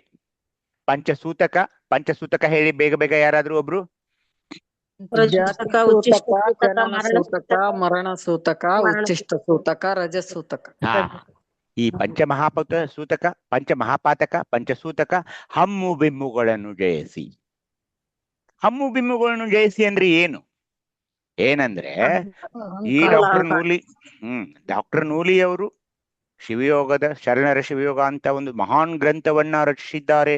ಇಂತಹ ಗ್ರಂಥ ಆ ಪರಂಪರೆಯಲ್ಲಿ ಈಗ ಬಂತು, ಹಾಗೆ ಬಂದು ನಿನ್ನೆ ಎಲ್ಲ ಕಾರ್ಯಕ್ರಮದ ಎಲ್ಲಿ ನೋಡಿದ್ರು ಡಾಕ್ಟರ್ ನೂಲಿ. ಈ ಪುಸ್ತಕ ಒಂದು ಪರಂಪರೆಯಾಗಿ ನಿಲ್ತಾ ಇದೆ, ಇತಿಹಾಸದಲ್ಲಿ ಒಂದು ಮೈಲಿಗಲ್ಲಾಗ್ತಾ ಇದೆ. ಅದು ಹಾಗಿದೆ ಹೀಗಿದೆ ಆದಾಯ್ತು. ಹಮ್ಮು ಬಿಮ್ಮುಗಳನ್ನ ಜಯಿಸಿ. ಎಳ್ಳಷ್ಟು ವಿಚಲಿತ ಆಗಬಾರ್ದು. ಯಾಕೆ ಇದನ್ನ ಈ ಗ್ರಂಥ ಯಾರಿಂದ ನಿರ್ಮಾಣವಾಗಿದೆ? ಪರಮನ ನೆಲೆಯಲ್ಲಿ, ಸ್ವಾನುಭಾವದ ನೆಲೆಯಲ್ಲಿ ಶರಣೆಯರನ್ನ ಎಲ್ಲರೂ ಕೂಡಿಕೊಂಡು ನಿರಂತರ ಚಿಂತನೆ ಮಾಡಿ ಅದೊಂದು ನೋಟ್ಸ್ ಮಾಡಿ ಆ ಪುಸ್ತಕ ಬರೆಯಲಾಗಿದೆಯೇ ಹೊರತು ಅದರಲ್ಲಿ ಯಾರು ಪಾಲು ಇದೆ? ಯಾರ ಪಾಲು ಇಲ್ಲ. ಒಂದು ನಿರ್ಣಯವಾಯಿತು. ಏನು? ಪರಮನ ನೆಲೆಯಲ್ಲಿ ಇದೊಂದು ಗ್ರಂಥ ಎಲ್ಲರೂ ಓದಿಕೊಳ್ಳೋಕೆ, ಶಿವಯೋಗದಲ್ಲಿ ನಿರತರಾಗೋಕೆ ನೋಟ್ಸ್ ತರ ಇರಬೇಕು ನಮ್ಮ ಹತ್ರ ಅಂತ ಹಮ್ಮು ಬಿಮ್ಮುಗಳನ್ನು ಬಿಟ್ಟು, ಇದು ಅವ್ರು ಬರೆದ್ರು ಇವ್ರು ಬರೆದ್ರು ಅವ್ರು ಸನ್ಮಾನ ಮಾಡ್ಬೇಕು, ಇಂಥ ಪುಸ್ತಕ ಹಿಂದೆ ಬಂದಿರಲೇ ಇಲ್ಲ, ಅದು ಇದು ಹಮ್ಮು ಬಿಮ್ಮು ಏನು ಇಲ್ಲ ಅಂದ್ರೆ ಆ ಪುಸ್ತಕಕ್ಕೆ ನಾನೇ ಅನ್ಯಾಯ ಮಾಡಿದ ಆಗುತ್ತೆ. ನಾನೇ ಬರೆದಿದ್ದೀನಿ, ಇಂಥ ಗ್ರಂಥ ಯಾರೂ ಬರೆದಿಲ್ಲ, ಅದೇನು ಇರಲ್ಲ. ಯಾಕೆಂದ್ರೆ ಯೋಗಾಂಗ ಅಂದಾಗ ಹಮ್ಮು ಬಿಮ್ಮು ಅಲ್ಲಿ ನೀವೇನಾದ್ರೂ ಹಾಗೆ ಅಂದ್ರಿ ಅಂತ ಇಟ್ಕೊಳ್ಳಿ. ಡಾಕ್ಟರ್ ದಯಾನಂದ ನೂಲಿ ಅವರಂತಹ ಮೇಧಾವಿ, ಅವರಂತಹ ಮಹಾಜ್ಞಾನಿ ಈ ತರದ ಪುಸ್ತಕ 1500 ಪುಟಗಳ ಒಂದು ಗ್ರಂಥವನ್ನ ಬರೆಯೋದೇನು ಸಾಮಾನ್ಯವೇ? ಅಂದ್ರೆ ಹಾಗಿಲ್ಲ. ಏನಾದ್ರೂ ಅದನ್ನ ನಾನು ಸ್ವೀಕರಣೆ ಮಾಡಿಕೊಂಡು ನನ್ನಂತಹ ಲೇಖಕನೇ ಇಲ್ಲ, ನನ್ನಂತಹ ಒಂದು ಗ್ರಂಥಕರ್ತೃವೇ ಇಲ್ಲ ಅಂತ ಏನಾದ್ರೂ ಹಮ್ಮು ಬಿಮ್ಮು ತೋರಿಸಿದ್ರೆ ಯೋಗಾಂಗ ನಾನು ಇನ್ನೂ ನಿರಂಜನ ಲಿಂಗವನ್ನ ದರ್ಶನವನ್ನ ನಾನು ಪಡೆದೇ ಇಲ್ಲ ಅಂತಾನೇ ಅರ್ಥ. ಅದಕ್ಕೇನ್ ಮಾಡ್ಬೇಕು ನಾನು? ಈ ಹಮ್ಮು ಬಿಮ್ಮಗಳನ್ನ ಹೇಗೆ ಜಯಿಸ್ಬೇಕಂದ್ರೆ ದಿನನಿತ್ಯ ಲಿಂಗ ಧ್ಯಾನ, ಮೌನ. ಆ ಗ್ರಂಥದ ಕುರಿತು ಹೊಗಳಿಕೆ ಬಂದ್ರೂ ಸರಿ, ತೆಗಳಿಕೆ ಬಂದ್ರೂ ಸರಿ, ಟೀಕೆ ಟಿಪ್ಪಣಿ ಬಂದ್ರೂ ಸರಿ, ಮೌನ. ನೇಮ ಅದೇ ಶಿವಯೋಗದ ಪಥದಲ್ಲಿ, ಇಷ್ಟಲಿಂಗ ಸಾಧನೆಯಲ್ಲಿ, ಇಷ್ಟಲಿಂಗ ಪೂಜೆಯಲ್ಲಿ, ಇಷ್ಟಲಿಂಗ ದಿನನಿತ್ಯ ಅದನ್ನು ಮಾಡಿಕೊಳ್ಳಬೇಕು ಒಂದು ನೇಮದಲ್ಲಿ ನಾನು ಇದ್ದುಕೊಂಡು. ಏಕೆಂದ್ರೆ ನನ್ನ ಪಯಣ ಆಚಾರ ಲಿಂಗದಿಂದ ನಿರಂಜನ ಲಿಂಗದತ್ತ ಸಾಗಬೇಕಾಗಿದೆಯಲ್ಲ. ಅದು ಎಷ್ಟು ದಿನ ಮಾಡ್ಬೇಕು ನಾನು? ಇವತ್ತಷ್ಟೇನಾ? ನಾಳೆ ಅಷ್ಟೇನಾ? ಈ ವಾರ ಅಷ್ಟೇನಾ? ಈ ತಿಂಗಳು ಅಷ್ಟೇನಾ? ಇಲ್ಲ ರೀ, ನಿತ್ಯ. ಯಾಕೆ? ಅದು ಸತ್ಯವಾಗಿದೆ. ನಿತ್ಯ ಸತ್ಯ ಸದ್ಭಾವವಾಗಿದೆ. ಅದು ಆ ಸದ್ಭಾವವನ್ನ ನಾನು ಪಡೆದುಕೊಂಡಾಗ ಅಲ್ಲಿ ಹಮ್ಮು ಬಿಮ್ಮು ಈ ಪಾತಕಗಳು ಸೂತಕಗಳು ಏನೂ ಇಲ್ಲ ರೀ, ಏನೂ ಇಲ್ಲ. ಷಡ್ಗುಣ ಐಶ್ವರ್ಯ ಸಂಯೋಗಗಳಲ್ಲಿ ಮುಳುಗಿ ಏನು ಅಲ್ಲಿ ಏನಾಗ್ಬಿಡುತ್ತೆ ಅಂದ್ರೆ ನೀವು ನಿಶೂನ್ಯನಾಗಿ ಇಲ್ಲಿ ಬಂದ್ಬಿಟ್ರಿ. ನಾನು ಹೇಳಿದ್ದೆ ನಿಮಗೆ ಹಿಂದೆ, ಸಹಸ್ರಾರ ಚಕ್ರದಲ್ಲಿರುವ ಆ ನಿಷ್ಕಲ ಲಿಂಗ ನನ್ನ ಮೇಲೆ ಸ್ಫುರಿಸಲ್ಪುತ್ತಿರುವ ಅಮೃತ ರಸವನ್ನ ನಾನು ಒಂದು ಬಕೆಟ್ನಲ್ಲಿ ತೆಗೆದುಕೊಂಡು ಹೋಗಿ ನಿಶೂನ್ಯ ಲಿಂಗವಿರುವ ಶಿಖಾಚಕ್ರದಲ್ಲಿ ಅದನ್ನ ಸ್ನಾನ ಮಾಡಿ ನಿಶೂನ್ಯನಾಗಿ ನಾನು ಯೋಗಾಂಗವಿರುವ ಈ ನಿರಂಜನ ಲಿಂಗಕ್ಕೆ ಬಂದಾಗ, ಇವೆಲ್ಲ ಹೋದಾಗ ಅಲ್ಲಿ ನನಗೆ ನಿರಂಜನ ಲಿಂಗ ನನಗೆ ದರ್ಶನವಾಗಿ ತನ್ನರಿಯದೆ ಮನೋರ್ಲಯವ ಮೈದೆಂತುವುದೇ ಯೋಗಾಂಗವಾಗಿದೆ. ಅಂದ್ರೆ ಮನಸ್ಸನ್ನ ಲಿಂಗಮಯವಾಗಿ ಮಾಡಿಬಿಟ್ವಿ, ಮನಸ್ಸನ್ನ ಲಯ ಮಾಡಿಬಿಟ್ವಿ ನಾವು. ಎಲ್ಲಿ? ಲಿಂಗಾಂಗದಲ್ಲಿ. ಲಿಂಗಾಂಗ ಯೋಗಾಂಗ ಅಂದ್ರೆ ನನ್ನ ಲಿಂಗಾಂಗ ಈಗ ಯೋಗಾಂಗ ಆಗಿ ನಿರಂಜನ ಲಿಂಗ. ಪಶ್ಚಿಮ ಚಕ್ರದ ನಿರಂಜನದಲ್ಲಿ ನಾನು ಬೆಳಕನ್ನ ಕಂಡೆ ಅಂತ ಹಡಪ್ಪದ ಲಿಂಗಮ್ಮ ತಾಯಿಯವರು ಹೇಳುವಾಗ ಈ ಯೋಗಾಂಗದ ದರ್ಶನ. ಹೀಗಾಗಿ ಬಂಧುಗಳೇ, ಇವು ನಾವು ಏನ್ ಮಾತಾಡಿದಿವಲ್ಲ, ಈ ಪೃಥ್ವಿ ಆಕಾಶ ಇವೆಲ್ಲ ತತ್ವಗಳು, ತ್ಯಾಗಾಂಗ ಭೋಗಾಂಗ ಯೋಗಾಂಗ ಇವೆಲ್ಲ ಏನಂದ್ರೆ ಶರಣರು ಕಂಡುಕೊಂಡಂತ ಸತ್ಯವಾಗಿವೆ. ಅದಕ್ಕೆ ಒಂದು ಕೊನೆಗೆ ಅದಕ್ಕೇನಂದ್ರೆ 9 ಪ್ರಕಾರದಿಂದ ನಿಜಾಂಗಗಳಾಗಿ ಆದಿವಿಳಿದು ಬಂದು ಸಾಕಾರ ಲೀಲೆಯನ್ನು ಧರಿಸಿ ಪರಶಿವಲಿಂಗವಿರಿಸಿದಂತೆ ಅನಂತ ರೂಪದಿಂದ ನಾಟ್ಯಕ್ಕೆ ನಿಂದು ಅನಾದಿ ಶರಣ ಪರಾತ್ಪರ ಮೂರ್ತಿಗೆ ನವವಿಧ ಅಂಗಗಳಾಗಿರುತ್ತವೆ ಅಂದಾಗ ತಾವು ಅರ್ಥ ಮಾಡಿಕೊಳ್ಳು. 9 ಪ್ರಕಾರದಿಂದ ನಿಜಾಂಗ ಅನ್ನೋದು ನೀವು ಅರ್ಥ ಮಾಡ್ಕೊಳ್ಬೇಕು. ಏನು ನಿಜಾಂಗ ಅಂದ್ರೆ ಏನು? ಈ ಪೃಥ್ವಿ, ಅಪ್ಪು, ಅಗ್ನಿ, ವಾಯು, ಆಕಾಶ, ಆತ್ಮ, ತ್ಯಾಗಾಂಗ ಭೋಗಾಂಗ ಯೋಗಾಂಗ ಇವೆಲ್ಲ ಏನಿದೆಯಲ್ಲ ಇವುಗಳು ನಿಜಾಂಗ ಮಾಡ್ಕೊಳ್ಬೇಕು. ಹೇಗೆ ಮಾಡ್ಕೊಳ್ಬೇಕು? ಪೃಥ್ವಿಯಲ್ಲಿದೆ ನನಗೆ ಆಚಾರಲಿಂಗ, ಪಂಚಾಚಾರಗಳನ್ನ ಅಳವಡಿಸಿಕೊಂಡು ಆ ಪೃಥ್ವಿ ಅಂಗದಲ್ಲಿರುವ ಆಚಾರಲಿಂಗವನ್ನ ನಾನು ಪೂಜಿಸ್ಬೇಕು. ಹಾಗೇನೆ ಅಪ್ಪು ಸ್ಥಳದಲ್ಲಿರುವ ಅದು ಅಲ್ಲಿರುವ ಲಿಂಗ, ಅಲ್ಲಿರುವ ಮಹೇಶ ಸ್ಥಳ, ಅಲ್ಲಿರುವ ಗುರುಲಿಂಗ, ಗುರು ಕೊಡುವ ಗುರುಪದೇಶ. ಆ ಗುರು ಸ್ವಾನುಭಾವದ ನೆಲೆಯಲ್ಲಿ ನನಗೆ ದಿನನಿತ್ಯ ಗುರುವಿನ ರೂಪದಲ್ಲಿ ಬಂದು ಅನೇಕ ಶರಣೆಯರು ಇಲ್ಲಿ ವಚನ ನಿರ್ವಚನ ಮಾಡುತ್ತಿರುವಾಗ ನಾನು ಆ ಗುರುಪದೇಶ ಅಂತ ಅದನ್ನ ಪರಿಗಣಿಸಿ ಗುರುಲಿಂಗದ ಆರಾಧನೆಯನ್ನು ಮಾಡ್ಕೊಳ್ಬೇಕು. ನಾಭಿ ಚಕ್ರದಲ್ಲಿರುವ ಆ ಅಗ್ನಿಯಂಗ ಶಿವಲಿಂಗವನ್ನ ನಾನು ಆರಾಧಿಸಬೇಕು, ಶಿವಲಿಂಗವನ್ನ ಆರಾಧಿಸಬೇಕು. ಮುಂದೆ ಬಂದು ಜಂಗಮಲಿಂಗ, ಹಾಗೇನೆ ಪ್ರಸಾದ ಲಿಂಗ. ಇಷ್ಟು ಮಾಡಿದಾಗ ನನಗೆ ಅಲ್ಲಿ ಮಹಾಲಿಂಗ ಮತ್ತೆ ಈ ತ್ಯಾಗಾಂಗ ಭೋಗಾಂಗ ಯೋಗಾಂಗಗಳು ಬೇರೆಯಾಗಿರದೆ ಇಷ್ಟಲಿಂಗ, ಭಾವಲಿಂಗ, ಪ್ರಾಣಲಿಂಗ ಇವೆಲ್ಲ ಅಲ್ಲೇ ಇವೆ. ನೀವು ಈಗಾಗ್ಲೇ ಅದನ್ನ ಹೇಳಿದ್ರಿ. ನಿಷ್ಕಲ ಲಿಂಗ ಅಂದ್ರೆ ಏನ್ ಹೇಳಿದ್ರಿ, ನಿಶೂನ್ಯ ಲಿಂಗ ಅಂದ್ರೆ ಏನಂತ ಹೇಳಿದ್ರಿ, ನಿರಂಜನ ಲಿಂಗ ಕೂಡ ಇವು ಕೂಡ ಅಲ್ಲಿಂದನೇ ಬಂದಿವೆ. ಆಚಾರ ಲಿಂಗ, ಗುರುಲಿಂಗ ಕೂಡಿದ್ರೆ ತ್ಯಾಗಂಗ ಆಗುತ್ತೆ, ಇವೆಲ್ಲ ನೀವು ಹೇಳಿದ್ರಿ. ಹೀಗಾಗಿ ಬೇರೆ ಬೇರೆ ಏನು ನಾನು ಆರಾಧನೆ ಮಾಡಬೇಕು, ಮೂಲ ತತ್ವ ಇಷ್ಟಲಿಂಗನೇ. ನೀವು ಇಷ್ಟಲಿಂಗದ ಆಂತರ್ಯದಲ್ಲಿ ಕೂಡ ಇವೆಲ್ಲ ಲಿಂಗಗಳನ್ನ ನೀವು ನೋಡ್ಕೊಂಡಿದ್ದೀರಾ. ಇಷ್ಟಲಿಂಗದ ಆಂತರ್ಯವನ್ನು ನಾವು ನೋಡಿದ್ವಿ, ಅಲ್ಲಿರುವ ಕಟಿ ನಾಳ ಅಲ್ಲೂ ಕೂಡ ಆ ಲಿಂಗಗಳಿವೆ. ಬೆರಳುಗಳಲ್ಲಿ ಕೂಡ ನಾವು ಲಿಂಗಗಳನ್ನ ಪ್ರತಿಷ್ಠಾಪನೆ ಮಾಡಿದ್ದು ನೋಡಿದ್ವಿ. ಕಾಲ್ಬೆರಳುಗಳಲ್ಲಿ ಅಕ್ಷರಗಳನ್ನ ನೋಡಿದ್ವಿ, ಕೈ ಬೆರಳುಗಳಲ್ಲಿ ಅಕ್ಷರಗಳನ್ನ ನೋಡಿದ್ವಿ, ನಾಡಿಗಳನ್ನ ನೋಡಿದ್ವಿ, ಕಣಗಳಲ್ಲಿ ಜೀವಕೋಶಗಳಲ್ಲಿ ಲಿಂಗವನ್ನ ಪ್ರತಿಷ್ಠಾಪನೆ ಮಾಡಿದ ಧರ್ಮ ಈ ಲಿಂಗವಂತ ಧರ್ಮ. ಯಾವ ಧರ್ಮದಲ್ಲಿ ನಿಮ್ಗೆ ಹೀಗೆ ಸಿಗೋಲ್ಲ. ಏನು, ಅವರು ಹೊರಗಡೆ ಇಟ್ಟು ಅದನ್ನು ನೋಡ್ತಾರೆ, ಅಲ್ಲಿದೆ ಇಲ್ಲಿದೆ. ನನ್ನಲ್ಲಿ ಹಾಗಲ್ಲ, ನನ್ನಲ್ಲಿಯೇ ಇದೆ, ನನ್ನಲ್ಲಿಯೇ ಪ್ರತಿ ಜೀವಕೋಶದಿಂದ ಅದು ಯಾವಾಗಲೂ ನಮ್ಮ ಪರಮನ ಒಂದು ಸಂಚರಣ ಯಾವಾಗ್ಲೂ ನನ್ನ ದೇಹದಲ್ಲಿ ಸಂಚಲನ ಆಗ್ತಾನೇ ಇರುತ್ತೆ. ಏಕೆ? ಪ್ರತಿ ಜೀವಕೋಶದಲ್ಲಿ ನಾನು ಲಿಂಗವನ್ನ ಪ್ರತಿಷ್ಠಾಪನೆ ಮಾಡಿದ್ದೇನೆ. ಪೃಥ್ವಿ, ಅಪ್ಪು ಅಂತ ಈಗ ಅಂದ್ವಿ, ಆದ್ರೆ ನನ್ನ ದೇಹದಲ್ಲಿ ಕೂಡ ಅದನ್ನ ಬೆರಳುಗಳಲ್ಲಿ ಒಂದು ಜಾಗ ಖಾಲಿ ಇಲ್ಲ ದೇಹದಲ್ಲಿ, ಅಲ್ಲಿ ಎಲ್ಲ ನಾನು ಲಿಂಗಮಯವನ್ನಾಗಿ ಮಾಡಿಬಿಟ್ಟಿದ್ದೀನಿ. ಅವು ಎಲ್ಲಿವೆ ನನಗೆ ಗೊತ್ತಿದೆ, ನನ್ನ ಬೆರಳುಗಳೆಲ್ಲಿವೆ ಗೊತ್ತಿದೆ, ನನ್ನ ದೇಹದಲ್ಲಿ ಎಲ್ಲಿವೆ ಗೊತ್ತಿದೆ, ನನ್ನ ಮಸ್ತಿಷ್ಕದಲ್ಲಿ ಎಲ್ಲಿವೆ ಗೊತ್ತಿವೆ. ನಾನು ಅದನ್ನ ಆರಾಧನೆ ಮಾಡಿಕೊಂಡು ಅಂಗವನ್ನ ಲಿಂಗವನ್ನಾಗಿ ನಾನು ಮಾಡ್ತಾ ಇದ್ದೀನಿ ನನ್ನ ಇಷ್ಟಲಿಂಗ ಪೂಜೆಯಲ್ಲಿ. ಹಾಗೇನೆ ಸುಮ್ಮನೆ ಇದ್ದಾಗ ಕೂಡ ನನ್ನ ಉಸಿರಾಟ ಮಂತ್ರದ ಉಸಿರಾಟ ಆಗ್ತಾ ಇರುತ್ತೆ. ಮಂತ್ರದ ಉಸಿರಾಟ ಅಂತಾನೆ ಒಂದ್ಸಾರಿ ಮಾತಾಡಿದ್ವಿ. ಮಂತ್ರದ ಉಸಿರಾಟ ಅಂದ್ರೆ ನಮಃ ಶಿವಾಯ ಓಂ ಬಸವ, ನಮಃ ಶಿವಾಯ ಓಂ ಬಸವ, ನಮಃ ಶಿವಾಯ ಓಂ ಬಸವ ಅಂತ ದೀರ್ಘವಾದ ಉಸಿರನ್ನ ತೆಗೆದುಕೊಳ್ಳುವಾಗ ನಾನು ನಮಃ ಶಿವಾಯ ಓಂ ಅಂತ ದೀರ್ಘವಾದ ಉಸಿರು ತಗೊಂಡು ಎಲ್ಲಿಗೆ ಬರ್ತೀನಿ, ಆಜ್ಞಾಚಕ್ರದಲ್ಲಿರುವ ಮಹಾಲಿಂಗಕ್ಕೆ ಬಂದು ಉಸಿರನ್ನ ಹಿಡಿತೀನಿ. 1, 2 ಸೆಕೆಂಡ್, 3 ಸೆಕೆಂಡ್, ಅಲ್ಲಿ ಬಸವ. ಏಕೆ? ಮೇಲಿನ 3 ಲಿಂಗಗಳಾದ ನಿಷ್ಕಲ ಲಿಂಗ, ನಿಶೂನ್ಯ ಲಿಂಗ, ನಿರಂಜನ ಲಿಂಗ ದರ್ಶನ ಮಾಡಿ ಉಸಿರು ಬಿಡ್ತೀನಿ. ಹೀಗೆ ಉಸಿರಾಟದಲ್ಲಿಯೂ ನನ್ನ ಮಂತ್ರವನ್ನ ಜಪಿಸುತ್ತಾ ನಾನು ಪ್ರತಿ ಕ್ಷಣದಲ್ಲಿ ನನ್ನ ದೇಹದಲ್ಲಿ ಹೇಗೆ ಆ ಲಿಂಗಗಳು ಇವೆ ಅಂತ ಉಸಿರಾಟದ ಮೂಲಕ ಕೂಡ ನಾನು ಅವುಗಳ ದರ್ಶನ ಮಾಡ್ತಾ ಇರ್ತೀನಿ. ಅಂದ್ರೆ ಏನು? 24x7 24x7 ದಿನಾಲು ನಾನು ಪ್ರತಿ ಉಸಿರಾಟದಲ್ಲಿ, ಯಾಕಂದ್ರೆ ಉಸಿರಂಟು ಆಡ್ಲೇಬೇಕಲ್ಲ, ಪ್ರತಿ ಉಸಿರಾಟದಲ್ಲಿ ಸುರ ನನ್ನ ಪಂಚಾಕ್ಷರಿ ಮಂತ್ರದ ಅನುರಣನೆ. ನಮಃ ಶಿವಾಯ ಓಂ ಬಸವ. ಪವಿತ್ರವಾದ ತಂದೆ ತಾಯಿಗಳ ಚಿದ್ಗರ್ಭದಿಂದ ಉದಯಿಸಿ ಈ ಲಿಂಗಲೀಲಾ ಕ್ರಿಯಾಭೂಮಿಗೆ ಬಂದಿದ್ದೇವೆ. ಆದ್ದರಿಂದ ನಮ್ಮ ಮೂಲ ಸ್ವರೂಪದ ಹೆಸರು ನಮಃ ಶಿವಾಯ ಓಂ ಬಸವ ಅಂತ ಅಮರಕಲ ತಾಯಿಯವರು ಇವತ್ತು ಹೇಳಿದ್ರು ತಮ್ಮ ಶಟಸ್ಥಲ ಮರ್ಮದಲ್ಲಿ. ನಮ್ಮ ಮೂಲ ಸ್ವರೂಪದ ಹೆಸರು ನಮಃ ಶಿವಾಯ ಓಂ ಬಸವ ಅಂದಾಗ ಅದೇ ನನ್ನ ಉಸಿರಾಟವಾಗಿದೆ, ಅದೇ ನನ್ನ ಜೀವನವಾಗಿದೆ, ಅದೇ ನನ್ನ ಪ್ರತಿ ಕ್ಷಣದಲ್ಲಿ ನನ್ನ ಬಾಯಿಯಿಂದ, ನನ್ನ ಮನಸ್ಸಿನಲ್ಲಿ, ನನ್ನ ಪ್ರಾಣದಲ್ಲಿ, ನನ್ನ ಭಾವದಲ್ಲಿ ನಮಃ ಶಿವಾಯ ಓಂ ಬಸವ, ನಮಃ ಶಿವಾಯ ಓಂ ಬಸವ, ನಮಃ ಶಿವಾಯ ಓಂ ಬಸವ ಅಂತಾನೆ ನಾನು ಪಠನೆ ಮಾಡ್ತಾನೇ ಇರ್ತೀನಿ. ಯಾಕೆಂದ್ರೆ ಅದು ನನ್ನ ಉಸಿರಾಟವಾಗಿದೆ ರೀ, ಅದು ನನ್ನ ಉಸಿರಾಟವಾಗಿದೆ. ನಾನು ಬರೀ ನಮಃ ಶಿವಾಯ ಓಂ ಬಸವ ಅಂದಾಗ ಪ್ರತಿ ಸ್ಥಳದಲ್ಲಿ 24 ಕಿಲೆಗಳನ್ನ ನೆನಪಿಸ್ಕೊಳ್ತಾ ಇದ್ದೀನಿ.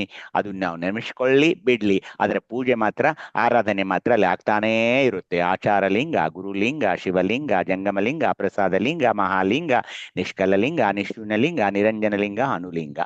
ದಶಲಿಂಗಗಳ ಪವಿತ್ರವಾದ ಯಾತ್ರೆ ಏನಿದೆಯಲ್ಲ, ಉಸಿರಾಟದ ಮೂಲಕ ನಿರಂತರವಾಗಿ ಸಾಗ್ತಾ ಇದೆ.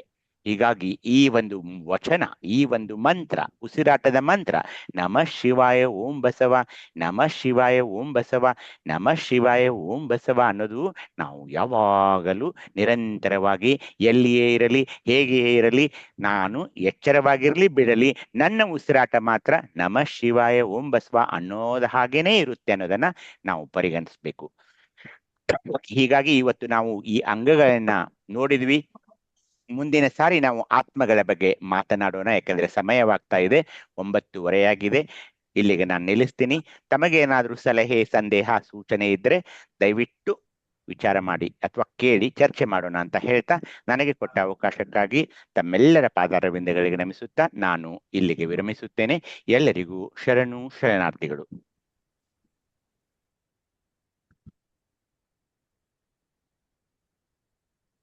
ವೆಂಕಪ್ಪರ ಶರಣ ಶರಣಾರ್ಥಿ. ಅಪ್ಪರೇ ಶರಣು ಶರಣಾರ್ಥಿಗಳು. ಶರಣ ಶರಣಾರ್ಥಿ. ಇಲ್ಲಿನವರೆಗೂ ಇಂದಿನ ಶಿವ ಕುರಿತಾದ ಅನುವಾದ ಮಾಡ್ತಕ್ಕಂಥ ಡಾಕ್ಟರ್ ದಯಾನಂದ ನೂಲಿಯಪ್ಪರ ಭಕ್ತಿಯ ಶರಣ ಶರಣಾರ್ಥಿಗಳು. ಹಾಗೂ ಇಂದಿನ ಅನುಭವದಲ್ಲಿ ಏನಾದರೂ ತಮಗೆ ಸಂಶಯ ಅಥವಾ ಏನಾದರೂ ಬೆಚ್ಚಿನ ಬೆಳಕಿದ್ರೆ ತಾವು ಚಿಂತನೆ ಮಾಡಬಹುದು. ಏನಾದ್ರು ಪ್ರಶ್ನೆಗಳಿದ್ರೆ ತಾವು ಕೇಳ್ಬೋದು. ಅಪ್ಪ ಅವರು ಹೇಳಿದ್ರು ಪುಸ್ತಕ ಬಗ್ಗೆ. ಪುಸ್ತಕ ಏನಾದ್ರು ತಮಗೆ ಏನಾದ್ರು ಬೇಕಾಗಿದ್ರು ಸಹ ತಾವು ಅವ್ರನ್ನ ಸಂದರ್ಶನ ಮಾಡಬಹುದು. ಅವ್ರಿಗೆ ಫೋನ್ ಮಾಡಿ ಮೆಸೇಜ್ ಮಾಡಿ ಒಂದು ಅಡ್ರೆಸ್ ವಿಳಾಸ ತಿಳಿಸಿದ್ರೆ ಅಪ್ಪ ಅವರು ವ್ಯವಸ್ಥೆ ಮಾಡ್ತಾರೆ ಅಂತ ಹೇಳಿ ತಮ್ಮಲ್ಲಿ ಯಾರಾದ್ರೂ ಏನಾದ್ರು ಪ್ರಶ್ನೆ ಇದ್ರೆ ಕೇಳಿ.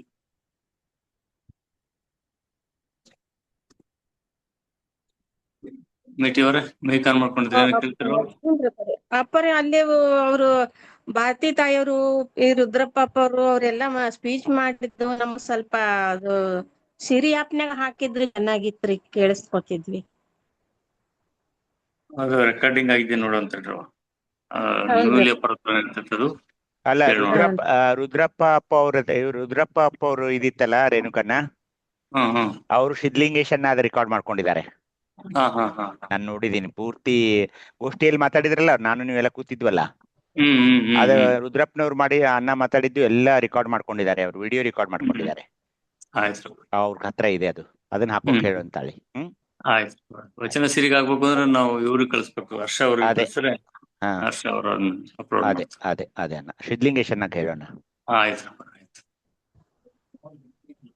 ಬೇರೆ ಯಾರಿಗಾದ್ರು ಏನಾದ್ರು ಪ್ರಶ್ನೆಗಳಿದೆಯಾ?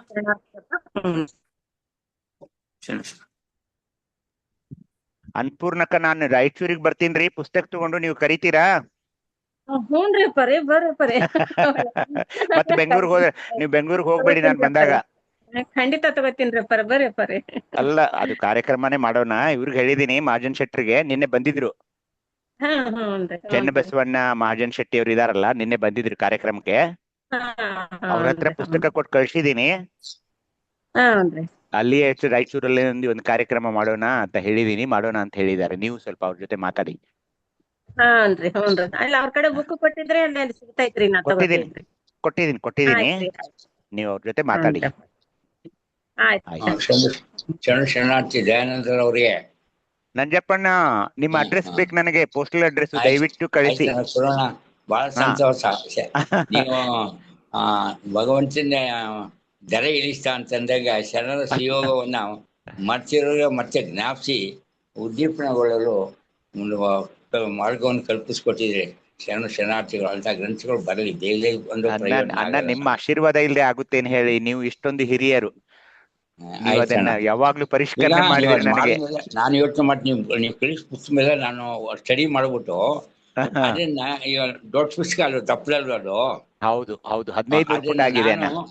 ಅದನ್ನ ಸ್ಥಳಗಟ್ಟಿಗೆ ಅನುಗುಣವಾಗಿ ಚಿಕ್ಕ ಚಿಕ್ಕ ಪುಸ್ತಕವನ್ನ ಪ್ರಿಂಟ್ ಮಾಡಿ ಹಂಚ್ಬೇಕು ಅಂತ ಯೋಚನೆ ಮಾಡ್ತೀನಿ. ಅದೇ ನಾನು ನಿಮ್ಗೆ ಕಳಿಸ್ತೀನಿ, ಅಲ್ಲಿ ಬರ್ತೀನಿ, ನಿಮ್ಗೆ ಭೇಟಿ ಆಗ್ಲಿ, ನಂಜನಗೂಡಿಗೆ ಬರ್ತೀನಿ. ಯಾಕಂದ್ರೆ ನಿಮ್ಮ ಆಶೀರ್ವಾದ ನಮ್ಗೆ ಬೇಕಾಗಿದೆ. ನಾನು ಬರ್ತೀನಿ, ನಿಮ್ಗೆ ಭೇಟಿಯಾಗಿ ಪುಸ್ತಕ ಕೊಟ್ಟು ಹೋಗ್ತೀನಿ ಅಣ್ಣ ನಾನು.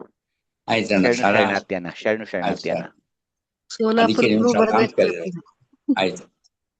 ಏನ್ ಮಂಗಲಕ್ಕ? ಸೋಲಾಪುರಕ್ಕೂ ಬರ್ಬೇಕ್ರಿ ಅಪ್ಪ. ಬರ್ಲೇಬೇಕಲ್ಲ, ಅದು ನನ್ನ ಹೆಂಡತಿ ತವ್ರ ಮನೆ ಅಂತ ಹೇಳಿದಿನಲ್ಲ ನಿಮ್ಗೆ. ಹೌದ್ರಿ, ಬರ್ತೀನಿ, ಅದಕ್ಕೆ ಆಮಂತ್ರಣ ಮಾಡ್ತೀವ್ರಿಪ್ಪ. ಬರ್ತೀನಕ್ಕ, ಬರ್ತೀನಿ. ಒಂದ್ ದಿವಸ ಸಂಡೇ ಮಾಡೋಣ, ಅಲ್ಲೂ ಎಲ್ಲ ಕಡೆ ಮಾಡೋಣ ಇದೀನಕ್ಕ. ಎಲ್ಲ ನಮ್ಮ ಏನು ಸ್ವಾನುಭವದ ನೆಲೆಯಲ್ಲಿ ಸದಸ್ಯರು ಇದೀರಲ್ಲ, ಎಲ್ಲರೂ ನೀವು ಕರೀರಿ. ಒಂದು ರವಿವಾರ ಯಾವುದೇ ಊರಿರ್ಲಿ, ಕರ್ನಾಟಕದಲ್ಲಿ, ಮಹಾರಾಷ್ಟ್ರದಲ್ಲಿ ನಾನು ಬರೋಕ್ ಸಿದ್ಧ ಇದ್ದೀನಿ. ನೀವು ದಯವಿಟ್ಟು ನನ್ನನ್ನ ಕರೀರಿ. ಒಂದೇ ದಿವಸ ಬೆಳಗಿನಿಂದ ಬೆಳಿಗ್ಗೆ ಬರ್ತೀನಿ, ಸಾಯಂಕಾಲ ತನಕ ಮಾಡಿ ಒಂದು ನಿಜಾಚರಣೆ. ನಮ್ಮ ಅರ್ಭವಿ ಶರಣರಿದ್ದಾರೆ, ರೇಣುಕಣ್ಣ ಇದ್ದಾರೆ, ಎಷ್ಟೊಂದು ಜನ ಇದ್ದಾರೆ, ಸಂಗೊಳ್ಳಿಯವರಿದ್ದಾರೆ, ತುಂಬಾ ಜನ ಇದ್ದಾರೆ. ನಾವು ಬರ್ತೀವಿ, ನೀವೇನು ತೊಂದರೆ ತಗೋಬೇಕಿಲ್ಲ. ನೀವು ಬರೀ ನಮಗೆ ಆಮಂತ್ರಣ ಕೊಡಿ ಅಷ್ಟೇ. ಪುಸ್ತಕ ತಗೊಂಡ್ ಬರ್ತೀವಿ, ನಿಮ್ಗೆಲ್ಲ ಹಂಚ್ತೀವಿ. ಅದೇ ಒಂದು ದೊಡ್ಡ ಆನಂದ ನಮ್ಗಿದೆ.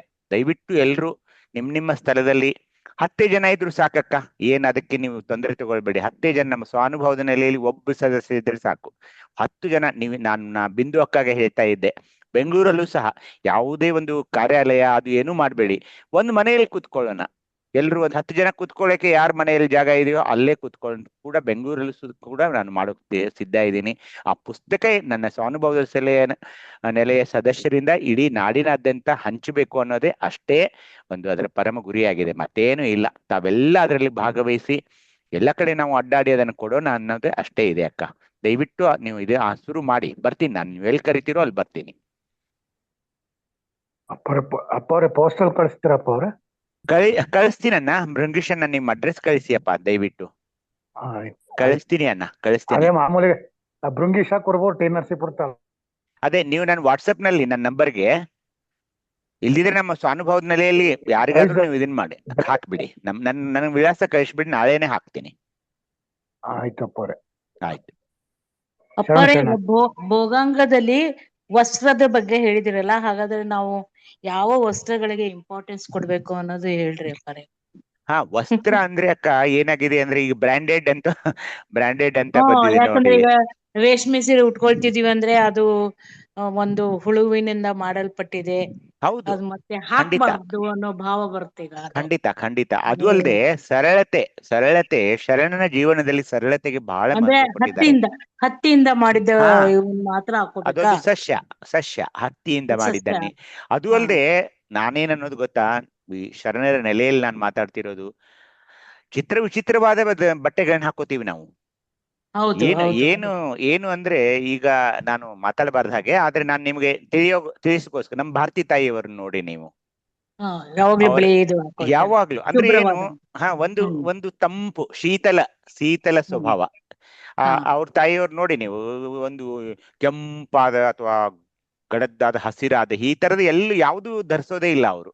ಹೌದು, ಬಿಳಿದೇ ಆಗ್ತಿರ್ತಾರೆ. ಬಿಳಿದೆ ಅಂದ್ರೆ ನಮಗೂ ಕೂಡ ಒಂದು ಡ್ರೆಸ್ ಕೋಡ್ ಮಾಡಿರ್ ಮಲ್ಲೂರಲ್ಲಿ ಶುಭ್ರತೆ ಬಗ್ಗೆ ಬರುತ್ತೆ. ಶುಭ್ರತೆ ಬಗ್ಗೆ ಒಂದು ಸರಳವಾದ ಒಂದು ನೆಲೆಯಲ್ಲಿ ನಾವು ಇರೋದೇ ವಾಸಿ ಅಂತ ನನಗನ್ಸುತ್ತೆ. ಏನಾಗಿದೆ ಅಂದ್ರೆ ಜನರಿಗೆ ಬೇರೆಯವ್ರನ್ನ ನನ್ನ ಬಟ್ಟೆಯಿಂದ ಅವ್ರು ನನ್ನ ಗುರುತಿಸಲಿ, ಅವರು ನನ್ನ ಇದರಿಂದ ನೋಡ್ಬೇಕು, ಆ ತರ ನಾವು ಭಾವಿಸ್ಕೊಂಡ್ಬಿಟ್ವಿ. ಆದ್ರೆ ಲೌಕಿಕ ಜಗತ್ತದು.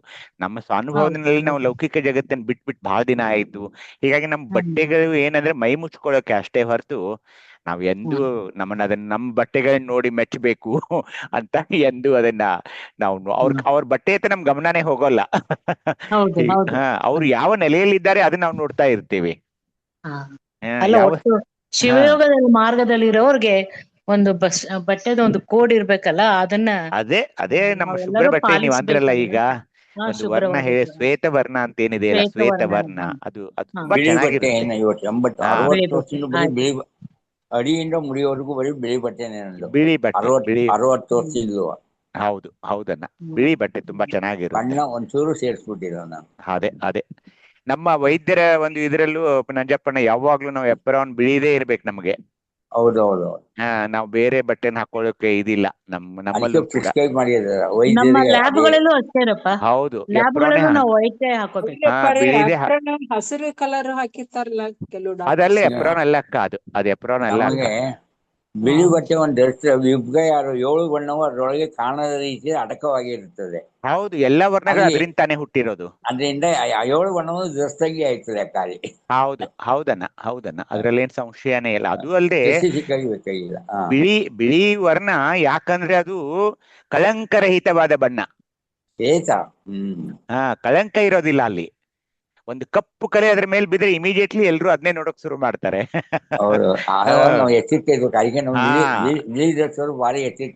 ಅದೇ ನಿರ್ವಂಚಕತ್ವ ಅಂತ ಒಂದು ಶಬ್ದ ಬಂತು ನೋಡಿ, ಅದಕ್ಕೆ ಅದು ಬಿಳಿ ಬಣ್ಣನೇ ಸಾಕ್ಷಿ ಅಲ್ವೇ?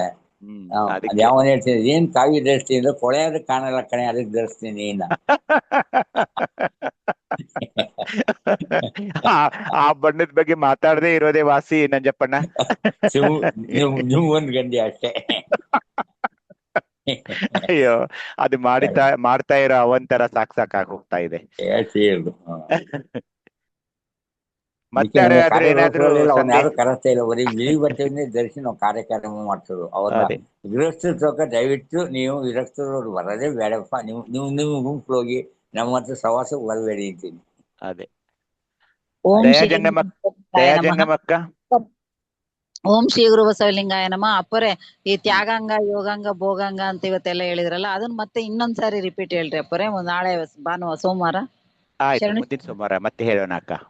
ಶರಣು ಶರಣಾರ್ಥಿಗಳಪ್ಪರೇ. ಆಯ್ತಕ್ಕ, ಶರಣು ಶರಣಾರ್ಥಿ. ಅಕ್ಕ ನಿಮ್ ಹೆಸರು ಗೊತ್ತಾಗ್ಲಾ ಇಲ್ಲ. ಅಪ್ಪರೇ ಚಿತ್ರದುರ್ಗ ಮಂಜುಳಾ ಕುಮಾರಿ. ಅದೇ ಇಲ್ಲಿ ಬೇರೆ ಏನೋ ಬಂತು, ಅದಕ್ಕೆ ನಿಮ್ ಹೆಸರನ್ನ ಹಾಕೊಳಕ್ ಶುರು ಮಾಡಿ.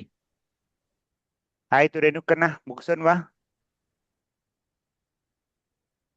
ಹ್ಞೂನ್ರಪ್ಪ, ಆಯ್ತು. ಇಲ್ಲಿವರೆಗೂ ಇಂದಿನ ಶಿವಯೋಗದ ಬಗ್ಗೆ ಅನುಭವ ಮಾಡಿ ದಂತ ದಯಾನಂದಲಿಯಪ್ಪರಿಗೂ ಮತ್ತು ತಮ್ಮ ಅಭಿಪ್ರಾಯ ಅನಿಸಿಕೆಗಳನ್ನ ಹಂಚಿಕೊಂಡಂತ ತಮ್ಮೆಲ್ಲರಿಗೂ ಭಕ್ತಿಯ ಶರಣಾರ್ಥಿಗಳು. ಇಂದಿನ ಸದ್ಭಾವಗೋಷ್ಠಿಯ ಸಂಪನ್ನಗೊಳಿಸೋಣ. ನಾಳೆ ಅಕ್ಕ ಮಹಾದೇವಿ ತಾಯಿಯವರ ಯೋಗಾಂಗ ಜ್ಯೋತಿಯ ಬಗ್ಗೆ ಪಾರ್ಥಿವ ಅವರಿಂದ ಅನುಭವ ಇರುತ್ತೆ. ತಾವುಗಳು ಸಕಾಲಕ್ಕೆ ಆಗಮಿಸುವ ಬಗ್ಗೆ ಬಿಲಾವ್ ಮಾಡ್ಕೊಂತ ಸಂಪನ್ನ ಮಾಡ್ರಪ್ಪರ.